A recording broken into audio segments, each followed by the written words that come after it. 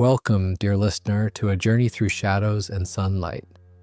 Tonight, we will travel together through the hidden life of a man who walks between two worlds: the bright, humid streets of Miami on one side, and something much darker on the other. A man who spends his days analyzing blood spatter for the police and his nights spilling blood of his own. As you settle into your comfortable space, let the gentle rhythm of this story carry you into peaceful dreams. Every year of this life holds its own secrets, its own revelations. So let us start at the very beginning, long before laboratories and kill rooms, long before the man called Dexter Morgan earned his reputation as America's most unusual anti-hero. There was a woman named Laura, a detective named Harry, and a tragedy inside a shipping container that would change the course of many lives forever. Our story begins not in Miami's gleaming skyline, but in a small town in North Carolina called Bannon, where Laura Lynn Moser was born on June the 20th, 1946. She grew up in a modest household, the daughter of Dean and Emily Moser, attending Sherman Valley High School and graduating in 1964 at the age of 18. There was nothing in those early years to suggest the darkness that would eventually find her. She was a young woman with her whole life stretching ahead, and like so many young people of that era, she eventually left her small hometown behind and drifted south toward the warmth and possibility of Miami, Florida. Miami in the late 1960s was a city in constant transformation. The Art Deco glamour of its beaches sat alongside neighborhoods where poverty and the drug trade flourished in equal measure. Cruise ships departed from the port in long white lines, carrying tourists toward Caribbean vacations, while in the neighborhoods just a few miles from those gleaming terminals, a different kind of economy operated. The cocaine trade was beginning its ascent toward the heights it would reach in the following decade, and the city existed in a state of tension between its public image as a tropical paradise and its private reality as a gateway for narcotics entering the United States from South America. The palm trees that lined the boulevards swayed in the same warm breeze, regardless of which side of that divide you stood on. And the sunsets over Biscayne Bay were equally beautiful, whether you were watching from a penthouse balcony or a street corner. Laura found herself drawn into that darker world gradually, the way so many people do. Not through one catastrophic decision, but through a series of smaller ones that seemed manageable at the time. She met the wrong people, made choices driven by necessity rather than wisdom, and found that the boundaries she had set for herself moved a little further each time she crossed them. She became involved with a man named Joe Driscoll, and together they had a son. His name was Brian, born around 1968. A few years later, on February the 1st, 1971, Laura gave birth to a second son. She named him Dexter. Two little boys growing up in a Miami that most tourists never saw. As Laura's involvement in the drug world deepened as the years passed, she dealt for and associated with the Estrada Cartel, an organization run by a man named Hector Estrada, who controlled a significant portion of the cocaine trade flowing through Miami. Estrada lived lavishly off the wealth generated by his empire, and loyalty within his organization was demanded absolutely. Betrayal was punished with severity that ranged from the loss of a finger to death by chainsaw. This was the world in which Laura Moser navigated her daily life while raising two young boys. It was during this period that Laura's path crossed with Detective Harry Morgan of the Miami Metro Police Department. Harry was a seasoned officer, well respected within the department, a man whose reputation as a determined and principled lawman preceded him wherever he went. He had been assigned to infiltrate the Estrada organization, working alongside his partner Detective Bobby Watt, with the directive to flip someone on the inside, someone they could trust, someone who could help them build a case strong enough to bring Estrada down. Harry and Bobby first encountered Laura during a sting operation, arresting her alongside Joe Driscoll on drug charges. When Joe refused to cooperate with the police, Harry turned his attention to Laura instead. He offered her a deal, work as a confidential informant, help the police collect evidence against Estrada, and she would stay out of prison and remain with her 2 boys.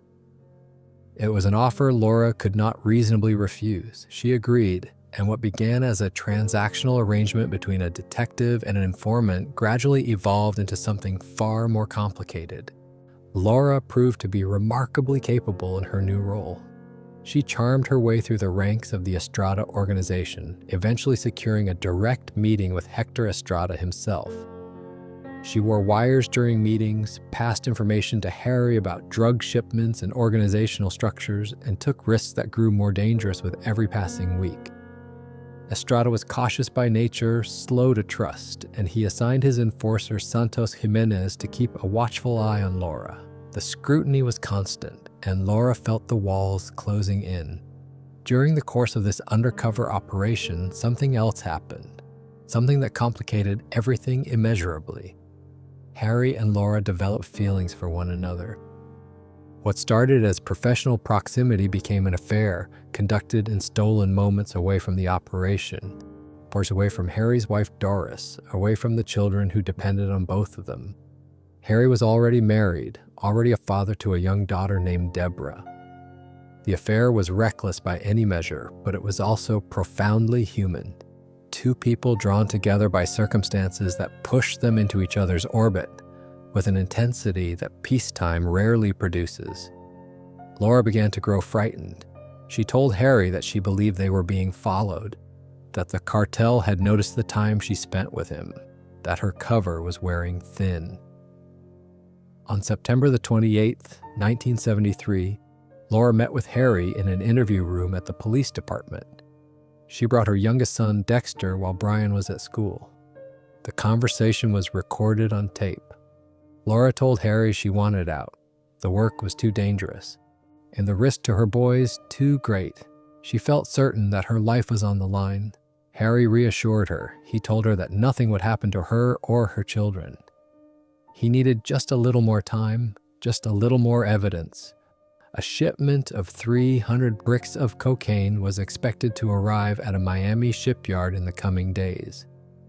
And if Laura could help confirm Estrada's presence at the delivery, they would have enough to bring the entire organization down. Laura agreed reluctantly to continue. Harry closed out the interview and patted young Dexter on the head. It was a small gesture, almost absent-minded, but it symbolized something much larger, a connection between a detective and a little boy that would reshape both their lives entirely. What neither Harry nor Laura knew was that the cartel had already discovered the truth. Santos Jimenez had observed Harry and Laura together, had noted the frequency and intimacy of their meetings, and had reported everything to Hector Estrada. The affair confirmed what the organization had suspected. Laura Moser was a police informant. And in the world of Hector Estrada, there was only one punishment for that kind of betrayal. The evening of October the 2nd, 1973, began like any other for Laura and her boys. But it would end in a way that no one, not Laura, not Harry, not the 2 small children who had done nothing wrong, could have imagined. Hector Estrada sent his men to Laura's home. Santos Jimenez and Juan Pablo Aliso arrived with weapons and purpose. They took Laura, along with Dexter and Brian, at gunpoint. The boys were too young to understand what was happening. Dexter was only 2 years old. Brian was 5. They were driven to a shipping yard on the outskirts of Miami, a place where cargo containers stood in long rows like metal buildings, anonymous and industrial. Laura and her sons were forced into a specific container designated CBAN 3489. Inside that container, 3 other people were already waiting. Drug users who had also been marked for death by the Estrada organization. The container door was sealed. The outside world disappeared. Hector Estrada arrived and addressed Laura directly. He expressed his disappointment in her. She had been trusted, had been given opportunities within his organization, and she had repaid that trust with betrayal. Laura begged him to spare her children. She pleaded that the boys were innocent, that they had nothing to do with her work as an informant. Estrada was unmoved. He told her that due to the sins of the mother, her sons would suffer too. Then he gave the signal to Santos Jimenez. What followed was methodical and brutal. Jimenez used a chainsaw. He began with the other victims in the container, dismembering them one by one while Laura and her children watched in horror. Laura tried to cover her boys' eyes, tried to shield them from what was happening, but the container was small and there was nowhere to hide. The sounds alone would have been enough to scar a child forever. 3 victims were killed before Jimenez turned to Laura. In her final moments, Laura Moser looked at her youngest son. She told Dexter to close his eyes. She told him not to look, and she told him that she loved him. Then Santos Jimenez revved the chainsaw one final time, and Laura Moser was killed in front of her 2 children. The killers left the shipping yard afterward. They did not kill the boys. Perhaps there was some fragment of conscience that prevented them from murdering children, or perhaps they simply did not consider 2 toddlers worth the effort. Whatever the reason, Dexter and Brian were left alive inside the container. The door was sealed, and the 2 brothers sat in their mother's blood, surrounded by the dismembered remains of 4 people. For 2 full days. 2 days. Try to imagine it for a moment, and then let the thought go, because some things are too terrible to hold for long. Brian, the older brother at 5 years old, tried to comfort Dexter. He sang to him. Fragments of a nursery rhyme, something from the 3 Little Pigs, repeated over and over in the darkness of that metal box. Brian would remember everything about those 2 days for the rest of his life. Dexter, mercifully, would not. His mind, still forming, still so young, shut the memories away behind walls so thick that it would take decades for them to crack. On the morning of October the 4th, 1973, a newspaper article reported the deaths. The police had been searching. Harry Morgan, who had promised Laura that nothing would happen to her, who had assured her that she and her boys would be safe, was among the first to arrive at the shipping yard. He opened the door of container CBAN 3489 and found the carnage inside. Harry spotted the 2 children amid the horror. He reached down and picked up the younger one, Dexter, who clung to him tightly. As Harry lifted Dexter, the little boy's hand slipped from his brother's grasp. Brian screamed. He begged Dexter not to leave him, but Harry carried Dexter out of the container and into the light, holding the blood-soaked child against his chest, telling him that everything was going to be all right. Harry looked into Brian's eyes before he left the container, and what he saw there chilled him. He later described Brian, or at least what Brian claimed he said, as a child who was already broken beyond repair. Rather than going back for Brian himself, Harry ordered the other officers on scene to retrieve the older boy immediately. It was a decision that would haunt both brothers for the rest of their lives. Brian was taken into custody by Child Protective Services and eventually placed in a mental institution in Tampa Bay. Dexter was taken home by Harry Morgan. The aftermath of the massacre played out in courtrooms and closed offices over the following months.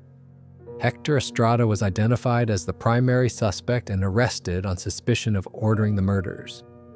He was found guilty on all counts and sentenced to life imprisonment without parole. Santos Jimenez avoided prosecution by cutting a deal with investigators, testifying against Estrada in exchange for entry into the Witness Protection Program. He relocated to Naples, Florida, and lived there under a new identity. Juan Pablo Aliso never faced charges either. He was killed in a drug deal gone wrong before he could be brought to trial. And in a quiet suburb of Miami, Harry Morgan and his wife Doris began the paperwork to officially adopt a 2-year-old boy named Dexter Moser, who would become Dexter Morgan. The brothers were separated.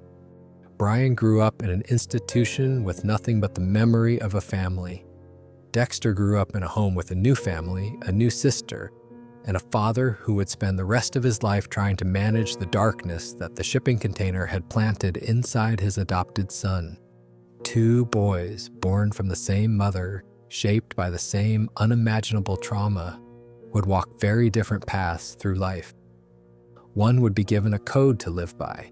The other would be given nothing at all. And Miami, beautiful and terrible Miami continued to shimmer in the heat, keeping its secrets beneath the palm trees and the neon lights, as it always had and always would. As the 1970s gave way to the 80s, and the little boy who had been rescued from a shipping container began to grow into something that Harry Morgan had not anticipated, the detective found himself confronting a question that no parenting book had ever addressed. What do you do when you realize that the child you saved, the child you love, the child who calls you dad, is becoming a killer? The signs appeared early. Harry and Doris provided Dexter with everything a child could need: a stable home, regular meals, a good school, an adoptive sister named Deborah who adored her older brother even when he seemed distant and strange. From the outside, the Morgan household looked perfectly ordinary: a cop and his wife raising 2 kids in suburban Miami. But Harry noticed things, small things at first, then larger ones that could no longer be dismissed as childhood phases. There was the incident with Buddy, the neighbor's dog. The animal had been barking persistently, keeping Doris awake during a period when her health was declining. Dexter, still quite young, killed the dog and buried it in the yard.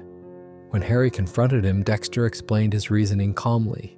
The barking was disturbing his mother. He had solved the problem. There was no guilt in his voice, no recognition that what he had done was wrong. And when Harry dug up the burial site, he found more than just Buddy's bones. Other animals had been buried there too. A collection that suggested this was not a single impulsive act, but an ongoing pattern. Harry began to watch his son more carefully after that. He observed the way Dexter interacted with other children, mimicking their emotions rather than feeling them, studying social cues the way a scientist studies specimens, learning to perform normality without ever truly experiencing it. Harry recognized what he was seeing, even if he could not bring himself to name it at first. The trauma of the shipping container had done something to Dexter's developing mind. The capacity for empathy, for genuine emotional connection, had been damaged or destroyed during those 2 days sitting in blood. What remained was intelligence, curiosity, and an increasingly powerful urge toward violence that no amount of love or stability seemed to diminish. Harry faced an impossible choice. He could turn Dexter over to psychiatric professionals, which would likely mean institutionalization, the same fate that had befallen Brian in Tampa Bay. He could ignore the problem and hope it resolved itself, which Harry knew from his years in law enforcement was dangerously naive.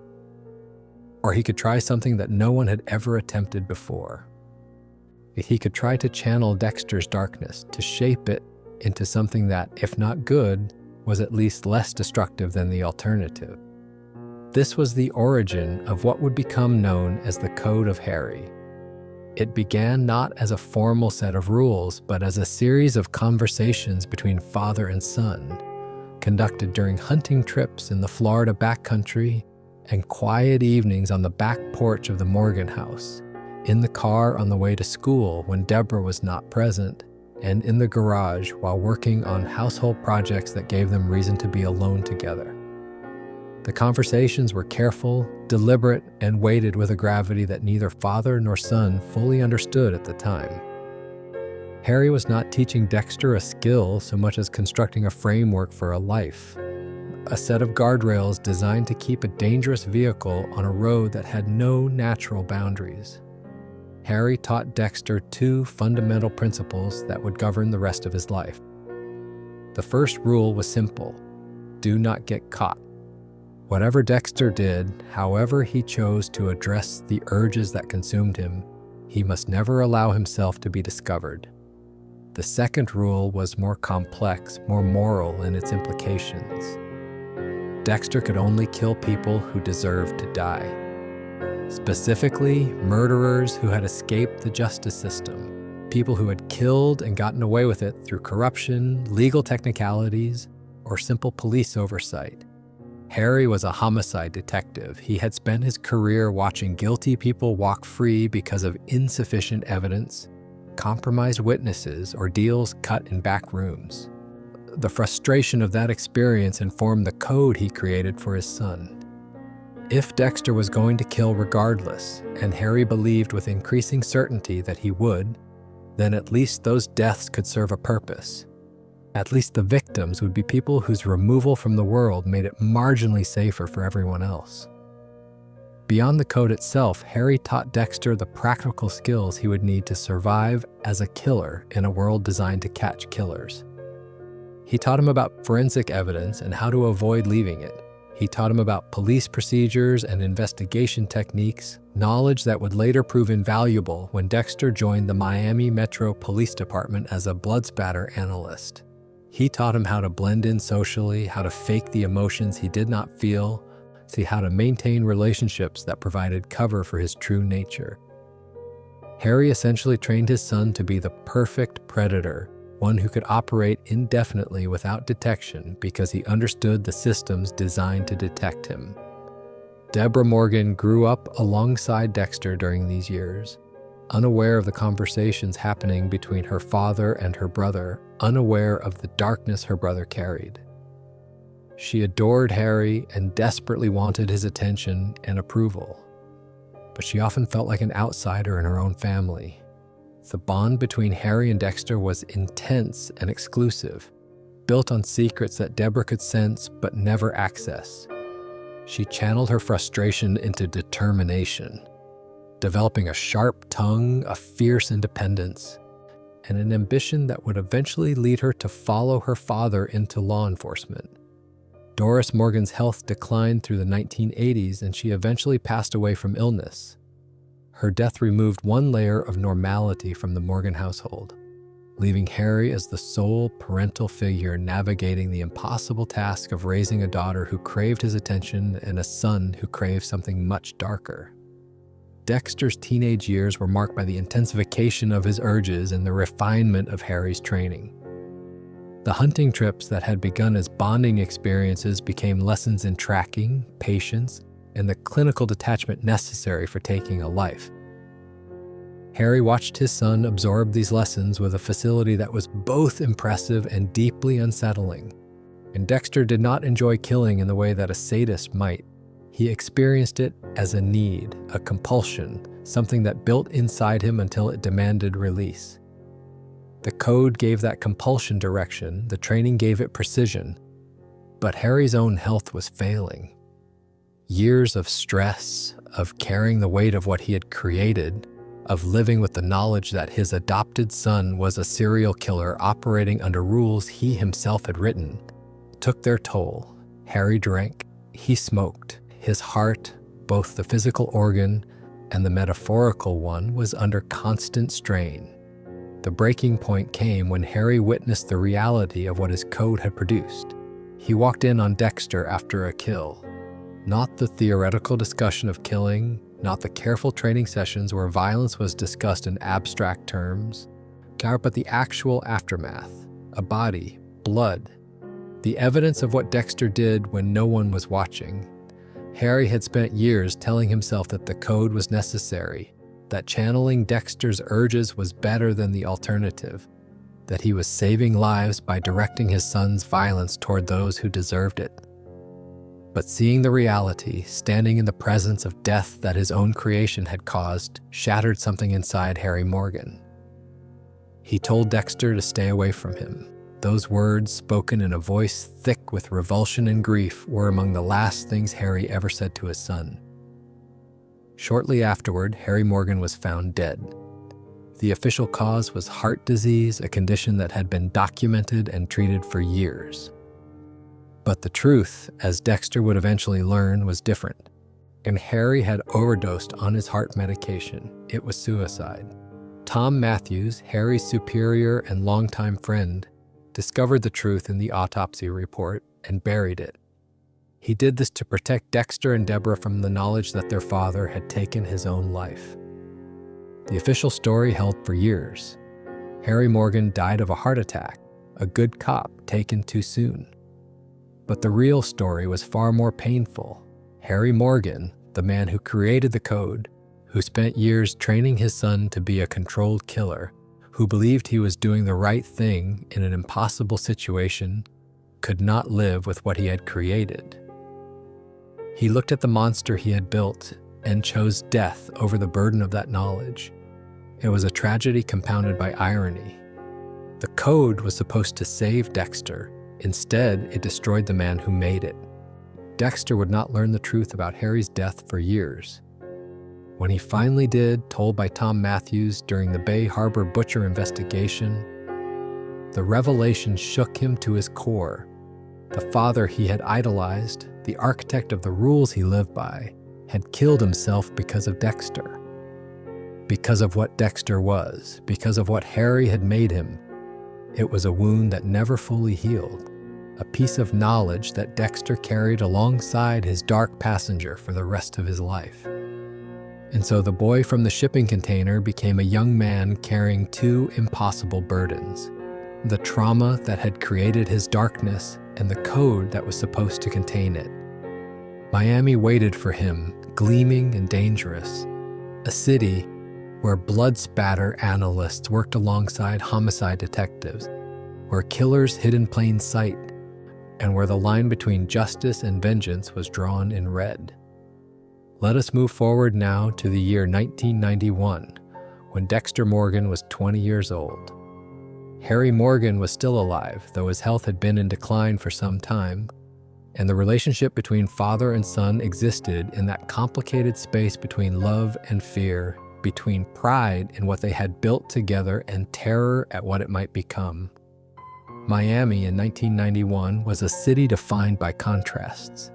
The cocaine wars of the previous decade had begun to subside, but their effects lingered in the architecture of corruption and violence that still shaped the city's underworld. The pastel colors of Miami Vice had faded from television screens, but the real Miami remained as vivid and dangerous as ever. Dexter had graduated from high school and begun a medical residency, a path that Harry believed would help channel his son's urges productively.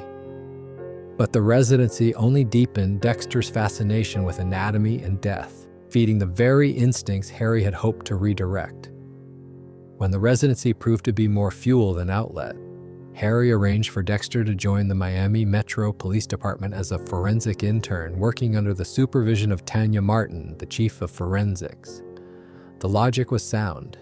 Place Dexter inside the system that investigates killers, and he would learn from the inside how to avoid being caught. Give him access to crime scenes and forensic techniques, and he would understand evidence better than any criminal who had ever tried to evade detection. Dexter's first day at Miami Metro was a study in contrasts.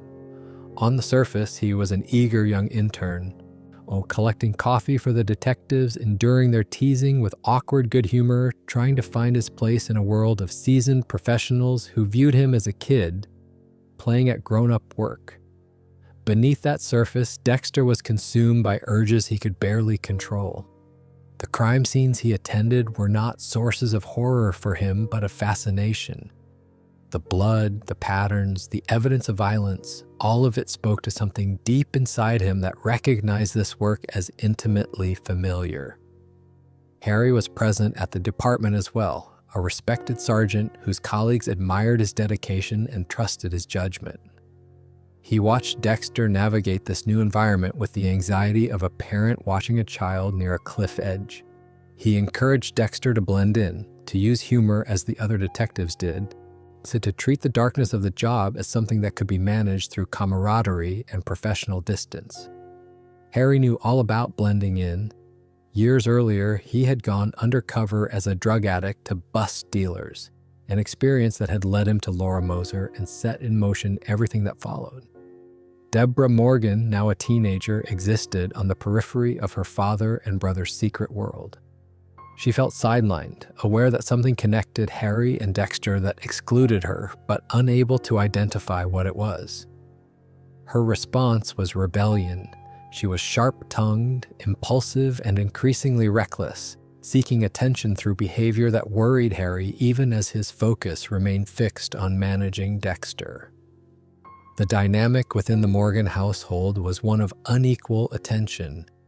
It's with Dexter receiving the concentrated focus of Harry's guidance, while Deborah scrambled for whatever scraps of paternal affection remained. During this period, Dexter set his sights on his first targets under the code. The urges had been building for years, and Harry's training had prepared him for the practical realities of killing. But the transition from theory to practice required a specific trigger, a target who met the code's criteria so completely that even Harry could not object. That target presented itself when Harry suffered a heart attack during a hunting trip with Dexter. The episode was serious enough to require hospitalization, and while visiting his father in the hospital, Dexter noticed something troubling about one of the nurses. Her name was Mary. She behaved oddly, cutting obituary notices from newspapers, exhibiting tendencies that triggered Dexter's instinct for recognizing predators. He investigated and discovered evidence that Nurse Mary had been responsible for the deaths of patients under her care, killing them quietly and systematically while hiding behind the authority of her medical position. Dexter killed Nurse Mary. It was his first documented kill under the Code of Harry, the first time he took a life not in a moment of uncontrolled rage, but in a deliberate, planned operation that followed the rules his father had established.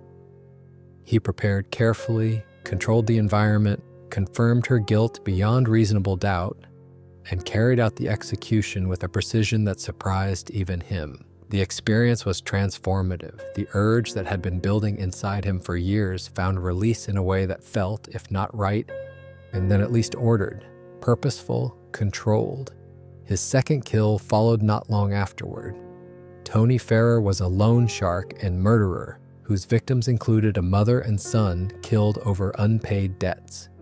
Dexter investigated Ferrer on his own, breaking into his home, finding a diary that linked him to several missing persons, and confirming through ballistic analysis that Ferrer's weapon matched evidence from previous unsolved murders.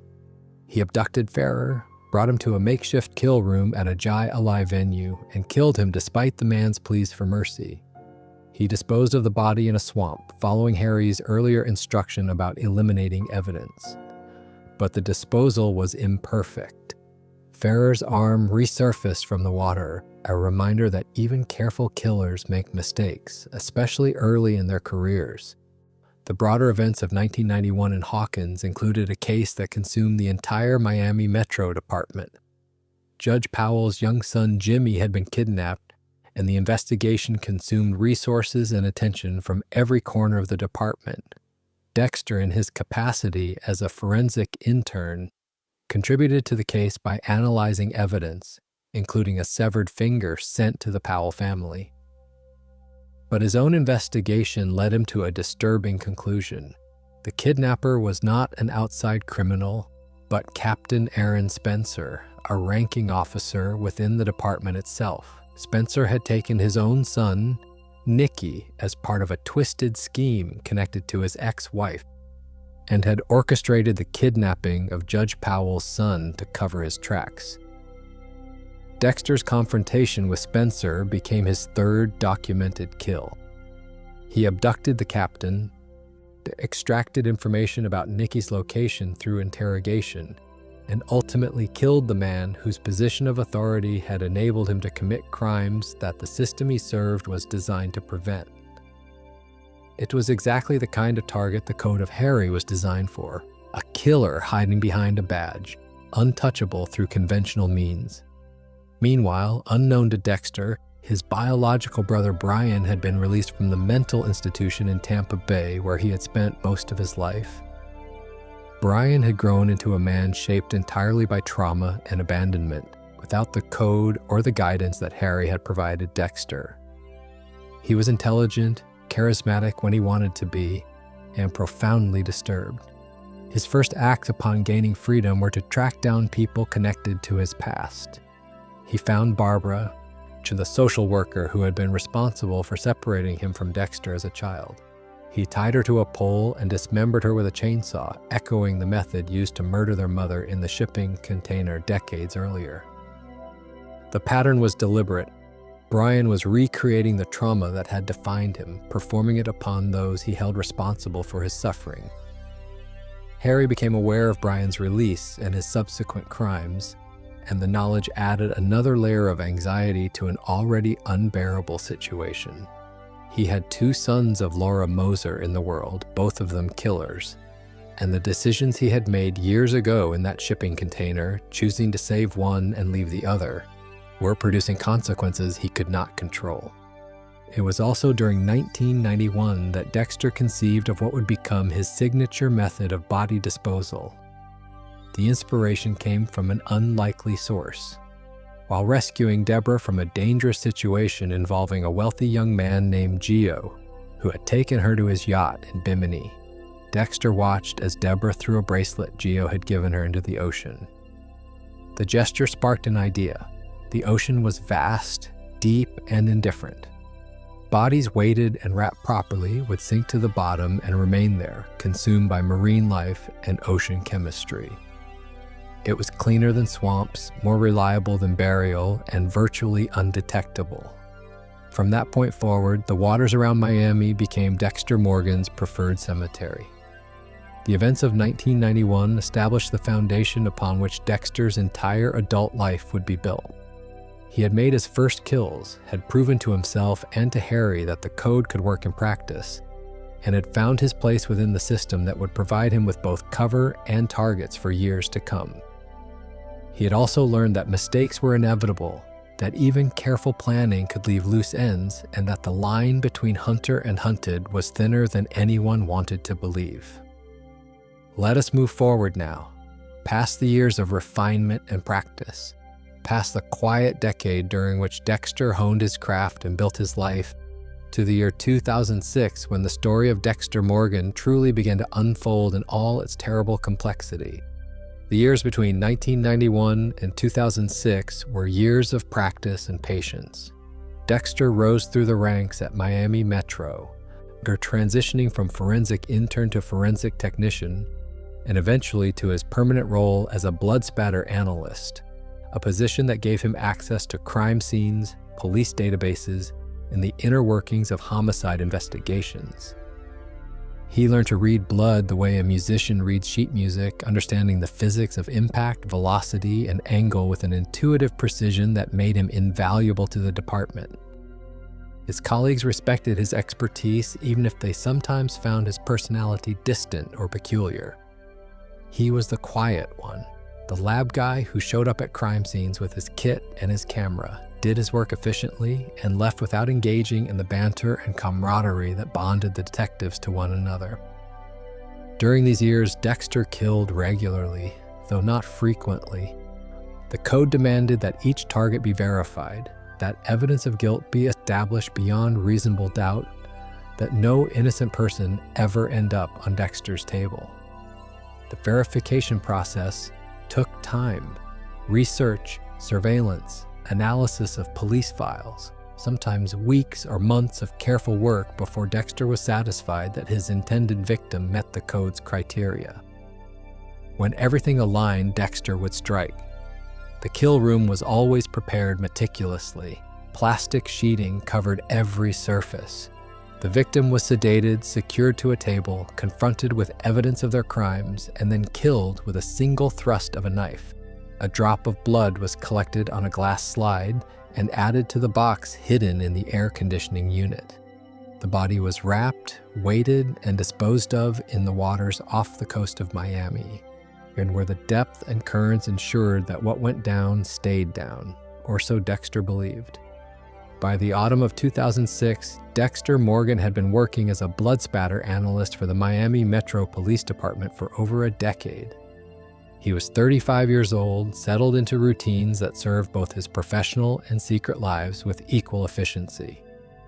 His days were spent at crime scenes, analyzing blood patterns with an expertise that his colleagues respected and occasionally found unsettling.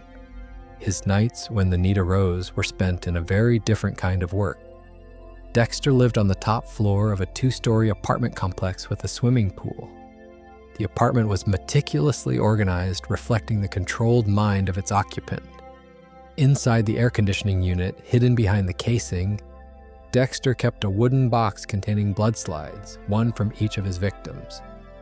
It was a trophy collection, a record of every life he had taken under the code, each slide a drop of crimson capturing a moment when justice, as Dexter understood it, had been served.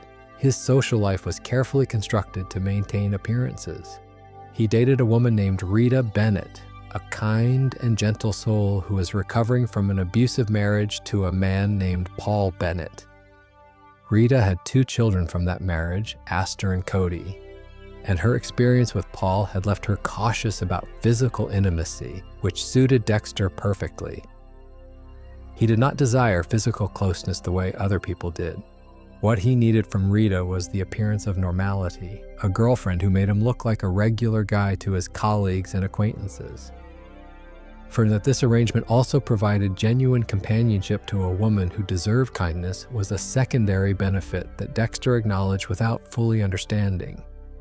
His adoptive sister Deborah had followed Harry into law enforcement, working as a vice officer at Miami Metro. She was ambitious, foul-mouthed, fiercely loyal, and perpetually frustrated by the glass ceiling she encountered within the department. Deborah wanted to work homicide, wanted to be taken seriously as a detective, and resented the dismissive attitudes of the men who outranked her. Her relationship with Dexter was close, complicated by the usual sibling dynamics and by the undercurrent of something she could never quite identify.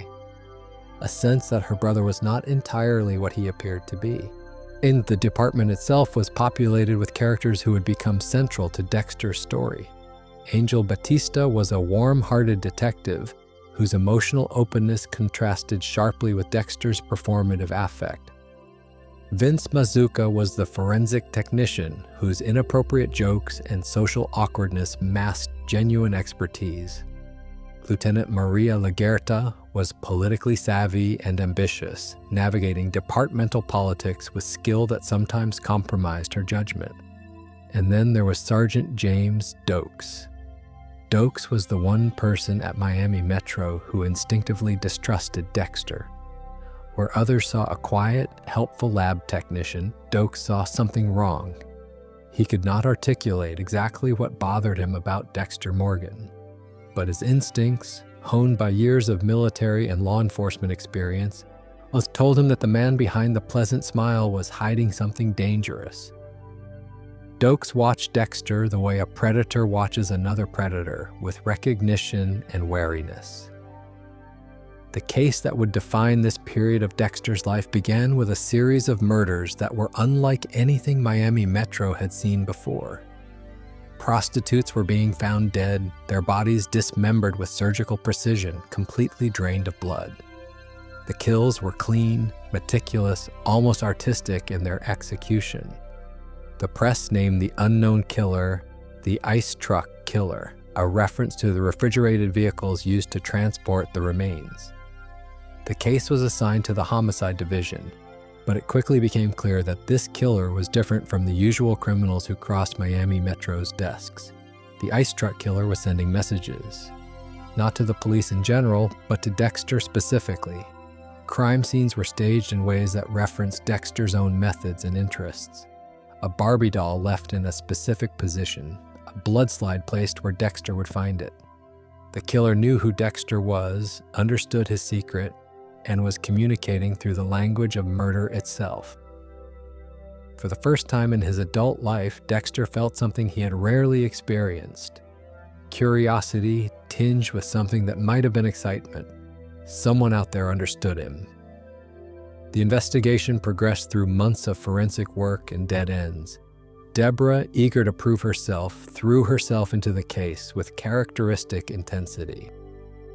She began dating a man named Rudy Cooper, a prosthetics specialist who seemed kind, attentive, and supportive of her career ambitions. The relationship developed quickly, with Rudy integrating himself into Deborah's life and, by extension, into Dexter's orbit. The truth, when it finally emerged, was devastating. Rudy Cooper was not who he claimed to be. His real name was Brian Moser, and he was Dexter's biological brother. The boy who had been left behind in the shipping container, who had grown up in a Tampa Bay mental institution without family or love, or the code that had given Dexter's darkness structure. Brian had spent years tracking Dexter, studying his secret life, and orchestrating an elaborate plan to reunite with his brother and convince him to abandon Harry's code in favor of their shared nature. Brian's murders were not random, they were invitations. Each crime scene was designed to awaken memories of the shipping container, to remind Dexter of the trauma they shared, to demonstrate that Brian understood Dexter in ways that no one else ever could. The dismemberment, the bloodlessness, the surgical precision, all of it was Brian saying, "I am like you.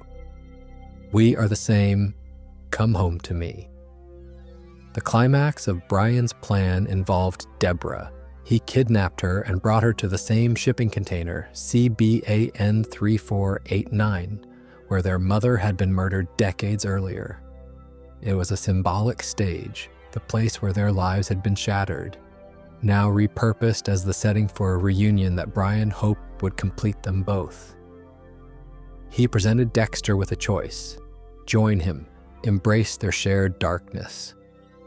Kill Deborah, who represented Harry's world, the adopted family, the code, the pretense of normality, or reject Brian and remain trapped in the half-life that Harry had designed for him. Dexter stood in that container surrounded by the ghosts of October 1973 and made his choice. He could not kill Deborah. Whatever he was, whatever the shipping container had made him, the years with the Morgan family had created bonds that his darkness could not entirely dissolve. Deborah was his sister. She had loved him unconditionally, had defended him, had trusted him. He would not destroy her to satisfy a brother he barely knew. Dexter killed Brian Moser. He slit his throat and staged the scene to look like a suicide, protecting his secret while eliminating the threat his brother represented. It was an act of mercy, in a way. Brian would never have stopped. His need for connection with Dexter was absolute, and his willingness to destroy anyone who stood between them was unlimited. Killing Brian was the only way to protect Deborah, to protect his cover, and to maintain the code that Harry had given him. The department closed the ice truck killer case, with Brian Moser identified as the perpetrator.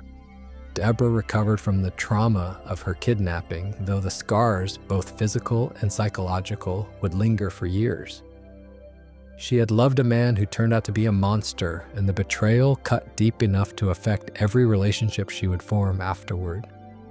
Dexter returned to his routines, his apartment, his blood slides, his boat.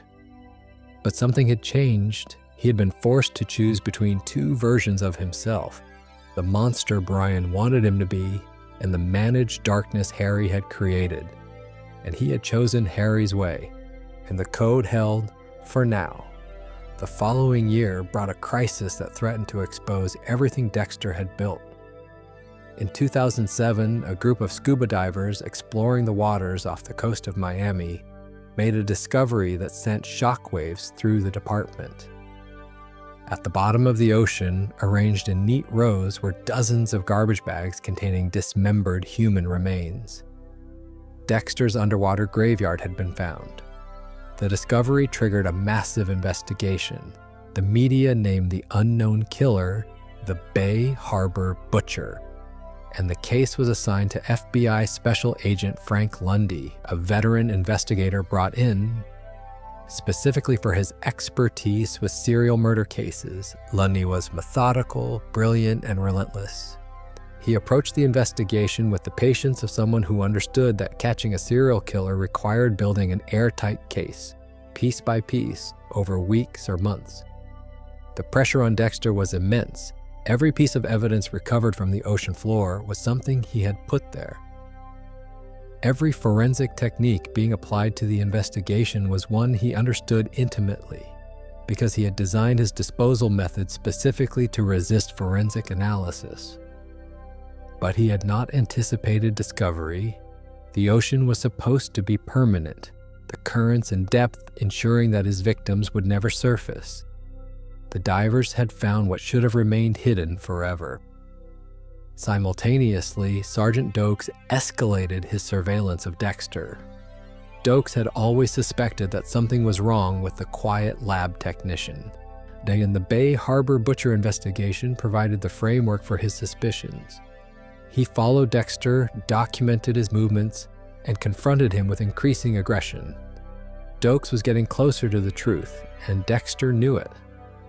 In the midst of this crisis, Dexter became entangled with a woman named Lila West, his sponsor in a Narcotics Anonymous program that Rita had insisted he attend. Lila was British, artistic, volatile, and dangerously perceptive. She recognized in Dexter a darkness that mirrored her own, and their relationship quickly became toxic. Lila was obsessed with Dexter, willing to manipulate and destroy anyone who threatened their connection. The situation with Dokes reached a breaking point when Dexter captured him and imprisoned him in a remote cabin in the Everglades. It was a desperate measure, and born from the recognition that Dokes would eventually expose him if left free. But Dexter could not bring himself to kill Dokes, not because of the code, which Dokes arguably violated through his willingness to operate outside the law, but because killing a fellow officer felt like a line that even Dexter was reluctant to cross. During Dokes' captivity, Dexter learned the truth about Harry's death. Dokes had discovered the information during his investigation of Dexter's background and used it as leverage, revealing that Harry Morgan had not died of heart disease but had killed himself. The revelation was confirmed by Tom Matthews, who reluctantly told Dexter about the buried autopsy report, the overdose on heart medication, and Harry's final request that Matthews watch over Dexter and Deborah. On the knowledge that Harry had died because of what Dexter was, because he could not bear the sight of his own creation, was a wound that cut through every layer of Dexter's carefully constructed emotional defenses. He had believed that Harry accepted him, that the code represented not just a practical solution, but a form of love. Learning that Harry had ultimately been destroyed by what he created forced Dexter to reconsider everything he believed about himself and his father. The Bay Harbor Butcher case resolved through a combination of catastrophe and manipulation.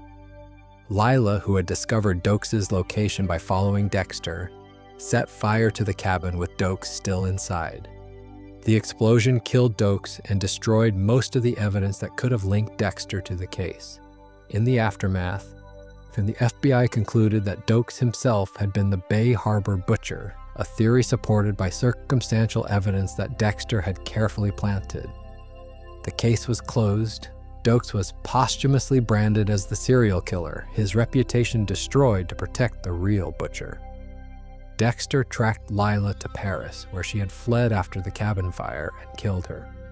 It was a necessary act of self-preservation. Lila knew too much, was too unstable, and would eventually have exposed everything. Her death in a Parisian apartment closed the chapter of the Bay Harbor Butcher investigation permanently, leaving Dexter free but fundamentally changed by the experience. Deborah, meanwhile, had developed a romantic relationship with Agent Lundy during the investigation, and the relationship was complicated by their professional dynamic and by the significant age difference between them, but it was genuine. Lundy left Miami after the case closed, and Deborah was left with the familiar ache of losing someone she had allowed herself to care about. It was a pattern that would repeat throughout her life, love interrupted by circumstances beyond her control. The year ended with Dexter's secret intact, but his foundations shaken. He had lost his brother, learned the truth about his father's death, narrowly escaped exposure, and discovered that the ocean he had trusted to keep his secrets was not as reliable as he had believed. Miami continued to glow beneath the Florida sun, and its citizens unaware that the mild-mannered blood-spatter analyst who helped solve their murders was himself the most prolific killer the city had ever produced. The years that followed brought changes to Dexter Morgan's life that he had never anticipated and was poorly equipped to handle. In 2008, Dexter killed a man named Miguel Prado during a routine operation that went unexpectedly wrong. Miguel was not Dexter's intended target. He was a civilian who stumbled into a situation he did not understand.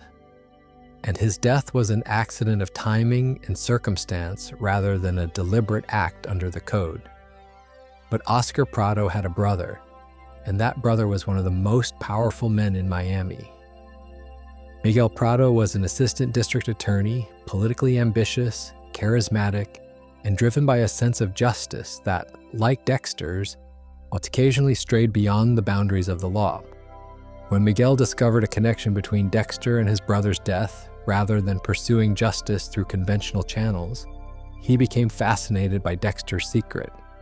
He recognized in Dexter something that resonated with his own frustrations. The guilty who walked free, the criminals who exploited legal technicalities, the murderers who smiled at prosecutors across courtroom tables knowing that the system would protect them. Miguel wanted what Dexter had, the ability to act decisively when the law could not. What began as an uneasy alliance evolved into something resembling friendship, the first genuine friendship Dexter had ever experienced with someone who knew what he truly was. Miguel accompanied Dexter on reconnaissance.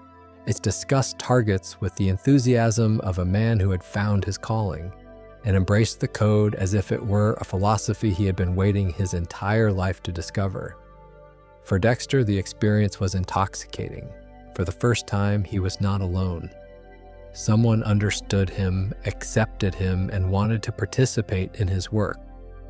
But Miguel's embrace of vigilante justice lacked the discipline that Harry had instilled in Dexter. The code existed not just to direct Dexter's kills toward deserving targets, but to impose restraint to prevent the kind of escalation that turns a controlled predator into an indiscriminate killer. Miguel had no such restraint.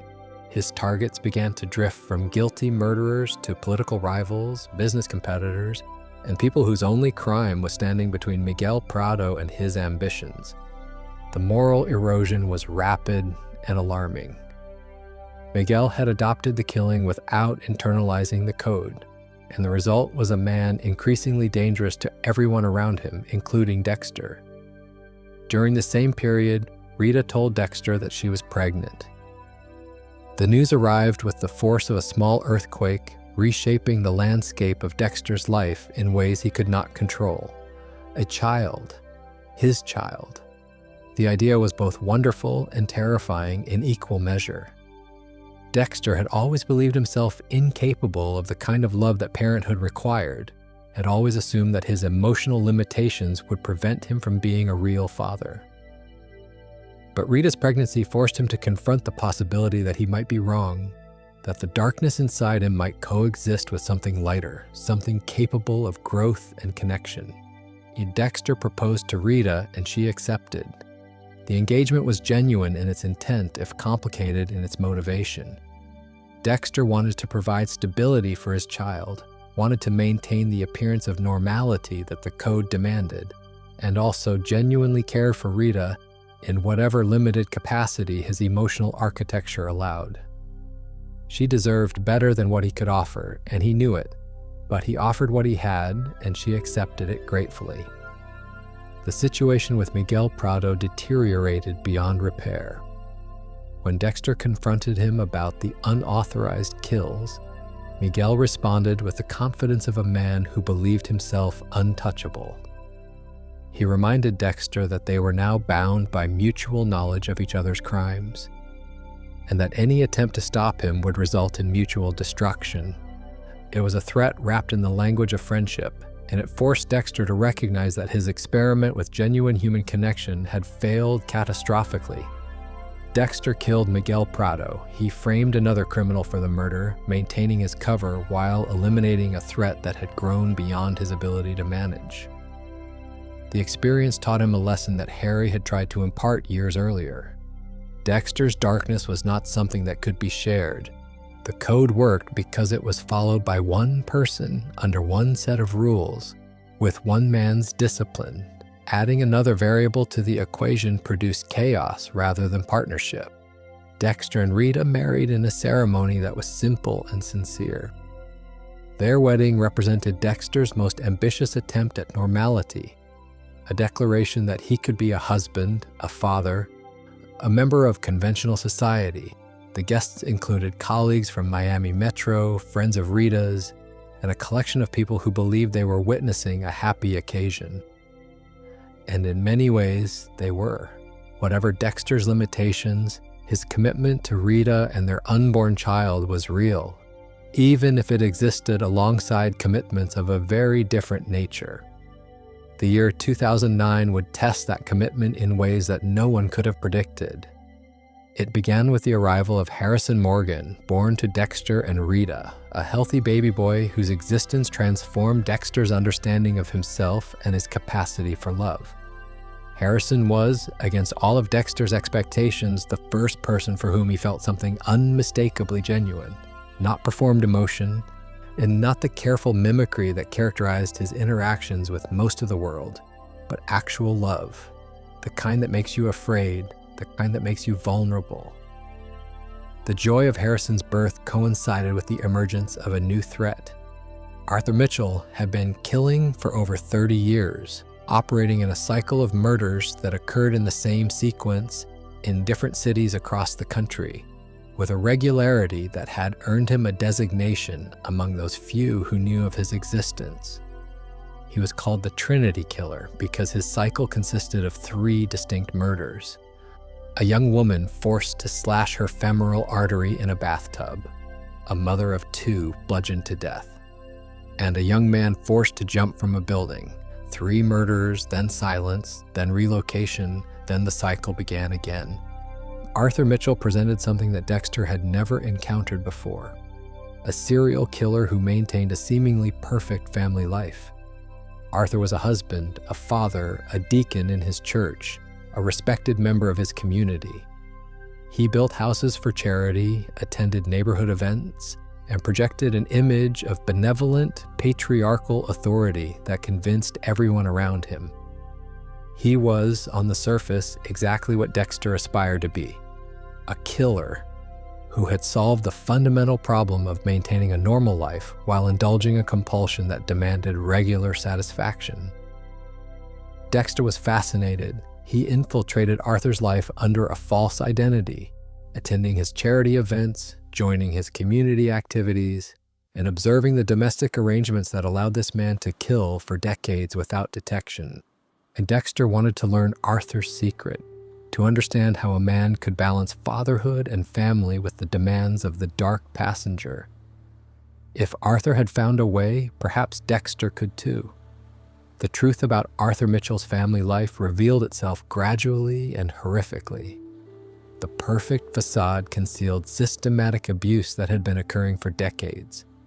Arthur terrorized his wife Sally, controlled her through violence and psychological manipulation, and maintained his family's compliance through fear rather than love. His son Jonah was beaten, his daughter Rebecca was subjected to inappropriate attention, and the entire household existed in a state of perpetual terror that was invisible to the outside world. The revelation shattered Dexter's illusions.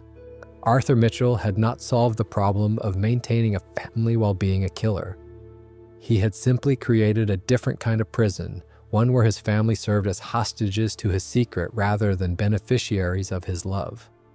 There was no balance to be found in Arthur's example, only a more elaborate form of the isolation that Dexter already knew. But Dexter hesitated. He had spent too long studying Arthur, too long trying to learn from him, and the delay proved catastrophic. Arthur Mitchell discovered Dexter's true identity. He recognized the threat Dexter represented and responded with the ruthless efficiency that had kept him alive and free for 3 decades. On the night that Dexter finally resolved to kill Arthur, to end the Trinity cycle once and for all, Arthur struck first, not at Dexter directly. Arthur Mitchell understood something about human vulnerability that his years of killing had taught him. The best way to destroy a man is not to kill him, but to take away what he loves. Rita Morgan was found dead in the bathtub of the house she shared with Dexter. She had been murdered in the same manner as the first victim of the Trinity cycle, her femoral artery severed, her blood filling the water around her. She was still wearing her engagement ring. Her face held an expression that suggested she had not understood what was happening to her until it was too late. The bathroom was still warm. The house still smelled like the dinner she had been preparing before Arthur Mitchell arrived. The normalcy of the domestic scene, the kitchen light still on, the television still playing softly in the living room, made the horror in the bathroom more obscene by contrast. This was not a crime scene in an alley or a warehouse. This was a home. This was where a family lived. And sitting in that bathtub in the pool of his mother's blood was Harrison Morgan, a baby boy too young to understand what he was seeing, sitting in red water that was cooling around him, experiencing a trauma that echoed across decades and generations. The image was a mirror of the shipping container, a small child surrounded by a mother's blood being shaped by violence he could not comprehend. History repeating itself with the cruelty of a pattern that refused to break. Dexter found them. He walked into his house, expecting the warmth of homecoming, and found instead the cold reality of everything he had feared. He picked up Harrison from the bathtub, held his blood-covered son against his chest, and called 911 with a voice that, for the first time in his adult life, carried real emotion. Not performed grief, but genuine devastation. Rita was gone. The woman who had given him the closest thing to normality he had ever known, who had borne his son, who had trusted him with her heart and her children's safety, was dead. And she was dead because of him, because Arthur Mitchell had discovered Dexter's secret and chosen to punish him in the cruelest way possible. Dexter killed Arthur Mitchell in the season 4 finale. He strapped the Trinity Killer to a table in a kill room prepared with meticulous care, and he ended the life of a man who had been killing for longer than Dexter had been alive. It was the last act of a season that had begun with the promise of family and ended with its destruction. The aftermath was a landscape of grief.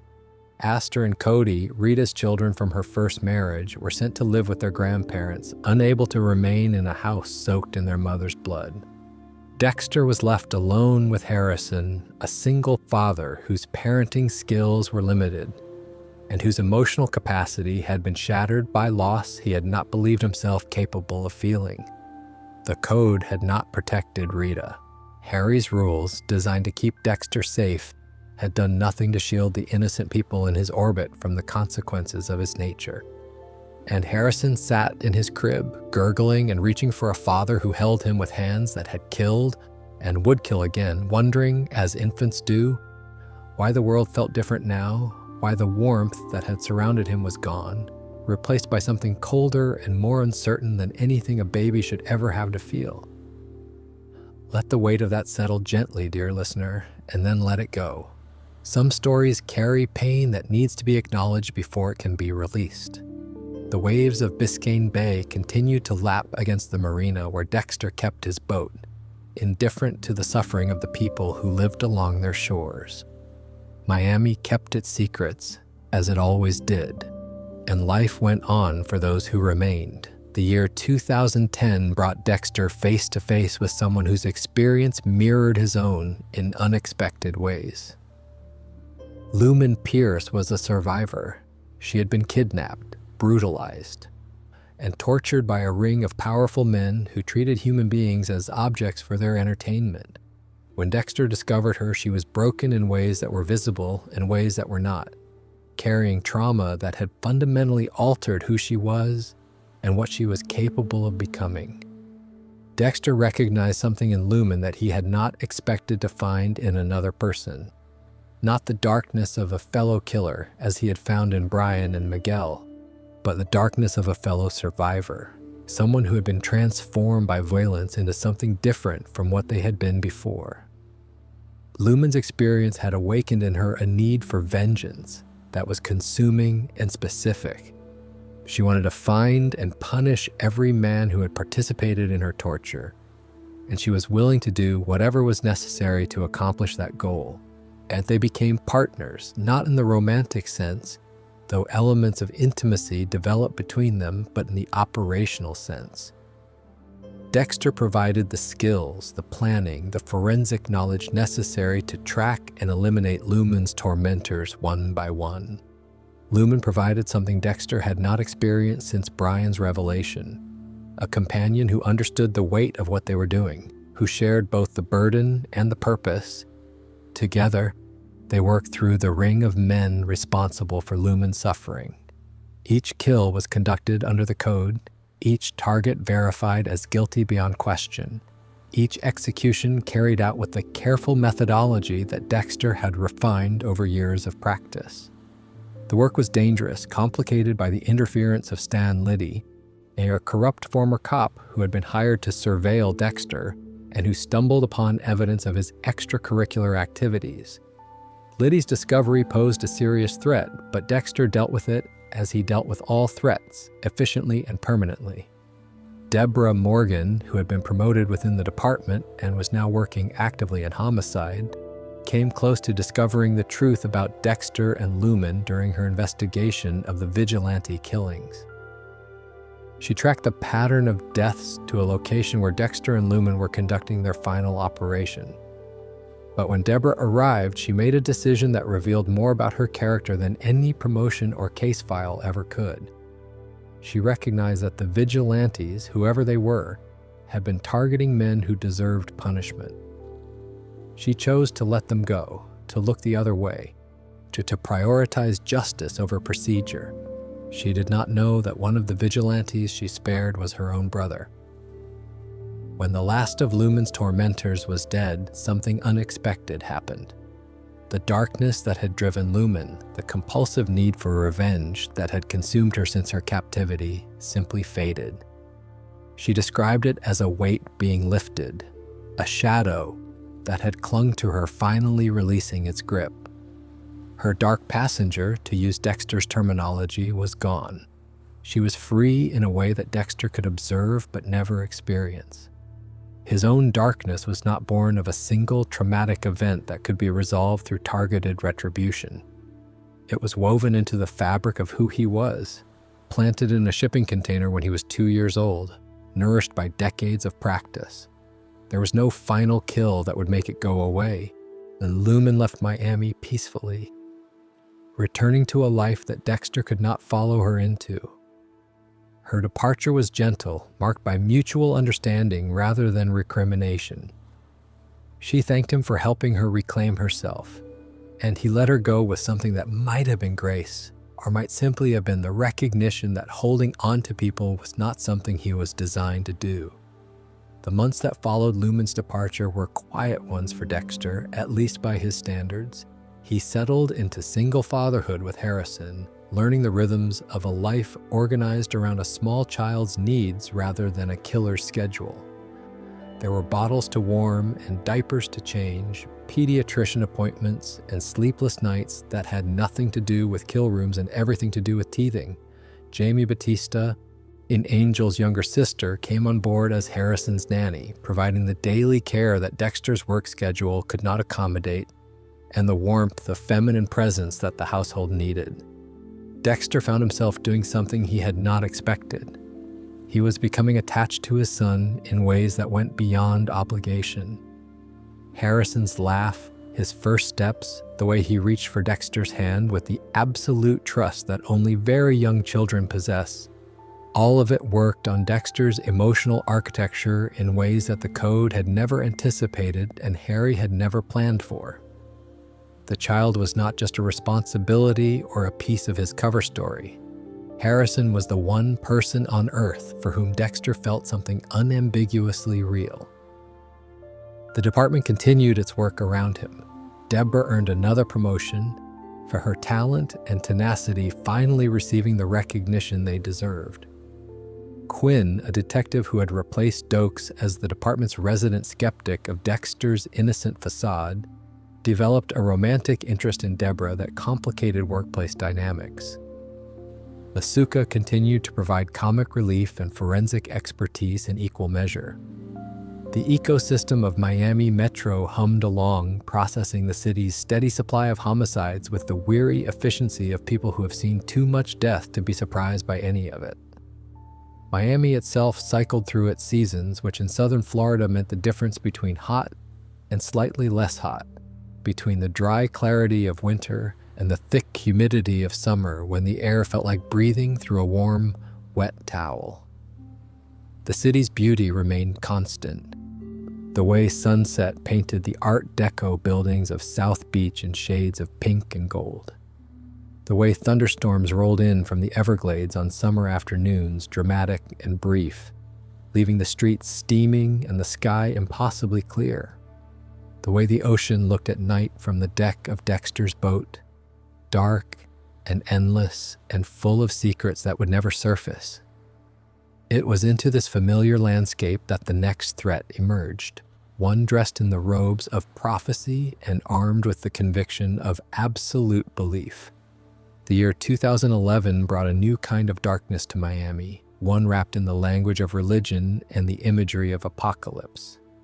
A series of ritualistic murders began appearing across the city, each staged as an elaborate tableau drawn from the book of Revelation. Bodies were posed, arranged with theatrical precision, as accompanied by symbols and inscriptions that suggested the killer believed himself to be enacting divine prophecy. The press and the department alike were unsettled by the sheer ambition of the crimes. This was not the work of someone killing for practical reasons. This was someone who believed they were performing God's work. The investigation led Miami Metro to two individuals. Travis Marshall was a young man consumed by religious fervor, a true believer whose interpretation of Scripture had been warped into a justification for murder. Working alongside him, or so it appeared, was Professor James Geller, a former academic whose theological writings had influenced Travis and who seemed to be directing the campaign of ritualistic killings from behind the scenes. The truth about Geller, when it emerged, was both disturbing and instructive. Geller was dead. He had been dead for some time. Travis Marshall had been acting alone throughout the entire killing spree, committing murders and staging crime scenes based on conversations with a man who existed only in his own mind. Geller was a hallucination, a projection of Travis's fractured psyche that provided the authority and direction his unstable mind needed to carry out its terrible work. The concept was not unfamiliar to Dexter. He had spent his entire life conversing with a version of Harry Morgan that existed only in his imagination, a ghostly advisor who appeared to offer guidance and perspective on difficult decisions. The difference, Dexter told himself, was that his version of Harry helped him maintain control, while Travis's version of Geller had driven him to chaos.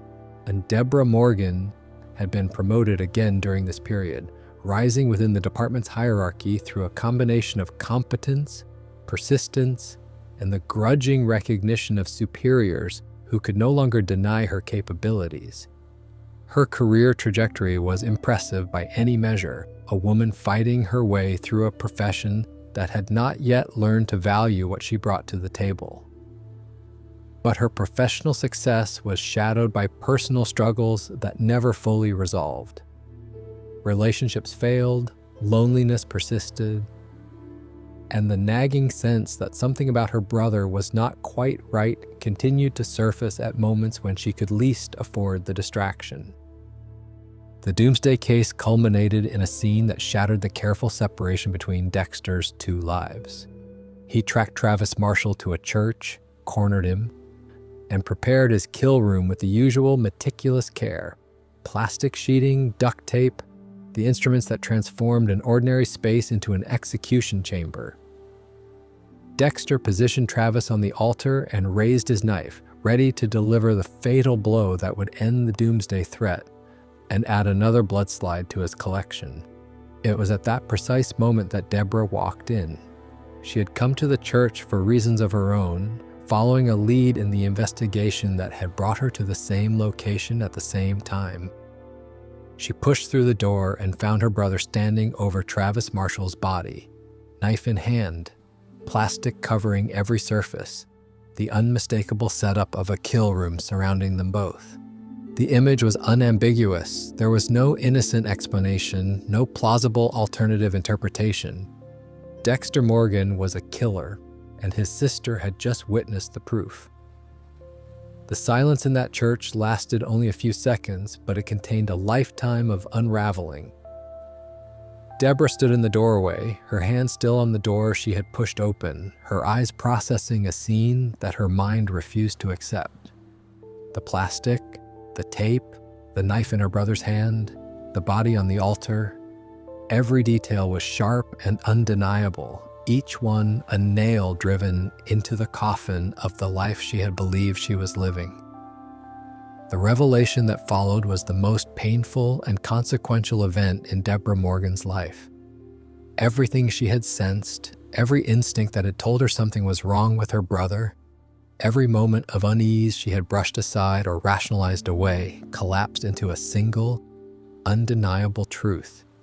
The person she loved most in the world, the brother she had defended and supported and trusted above all others, was a serial killer. Had been a serial killer for years, had killed dozens of people while standing beside her at crime scenes, while eating dinner at her table, while hugging her on holidays and telling her he loved her. The immediate aftermath was chaos. Deborah confronted Dexter with a fury born from betrayal so complete that it defied the capacity of language to express it. She demanded explanations. She demanded accountability. She alternated between wanting to turn him in and wanting to help him, between revulsion at what he was and recognition that her brother was still, somehow, the same person who had been her anchor through every storm of her complicated life. The emotional whiplash was devastating, or not just for Deborah, but for Dexter, who was forced for the first time to witness the full impact of his secret on someone he genuinely cared about. What followed was a year of moral freefall. Season 7 of Dexter's story is the chronicle of two siblings trying to find a way to coexist with truth that threatened to destroy them both. Deborah initially attempted to control Dexter, to supervise his activities and ensure that the code was followed.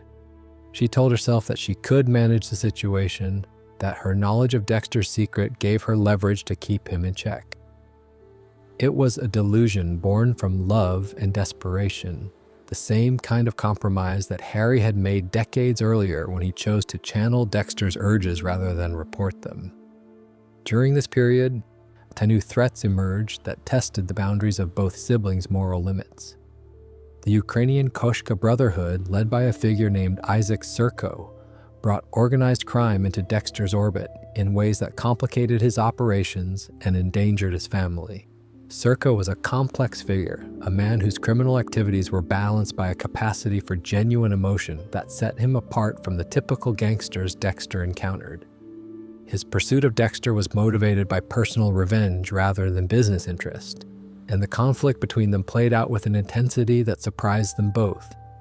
Hannah McKay entered Dexter's life during this period as well. She was a woman with her own history of killing, a fellow predator whose methods differed from Dexter's, but whose understanding of what it meant to carry darkness was intimate and authentic. Their relationship developed into something that Dexter had never experienced before, a romantic connection with someone who knew exactly what he was and accepted it without flinching. Hannah did not need Dexter to pretend. She did not require the performance of normality that characterized his relationships with everyone else. She saw the monster and chose to love it anyway. But the most dangerous threat came from within Miami Metro itself. Maria Laguerta, whose political instincts and investigative acumen had always made her formidable, began to re-examine the Bay Harbor butcher case. She had never been entirely satisfied with the conclusion that James Dokes was the killer. And she remembered that Dokes had suspected Dexter. She recalled evidence that did not quite fit the official narrative, and she began to pull at threads that Dexter had believed were permanently buried. Laguerta's investigation was methodical and devastating. She obtained evidence connecting Dexter to the Bay Harbor butcher crimes, evidence that would not survive courtroom scrutiny on its own, but that was more than sufficient to destroy Dexter's life if made public. She arranged for Hector Estrada, the man who had ordered the shipping container massacre, to be released from prison as bait. She theorized, correctly, that Dexter would not be able to resist the opportunity to kill the man responsible for his mother's death. If she could catch Dexter in the act, the case would be closed permanently. the trap nearly worked.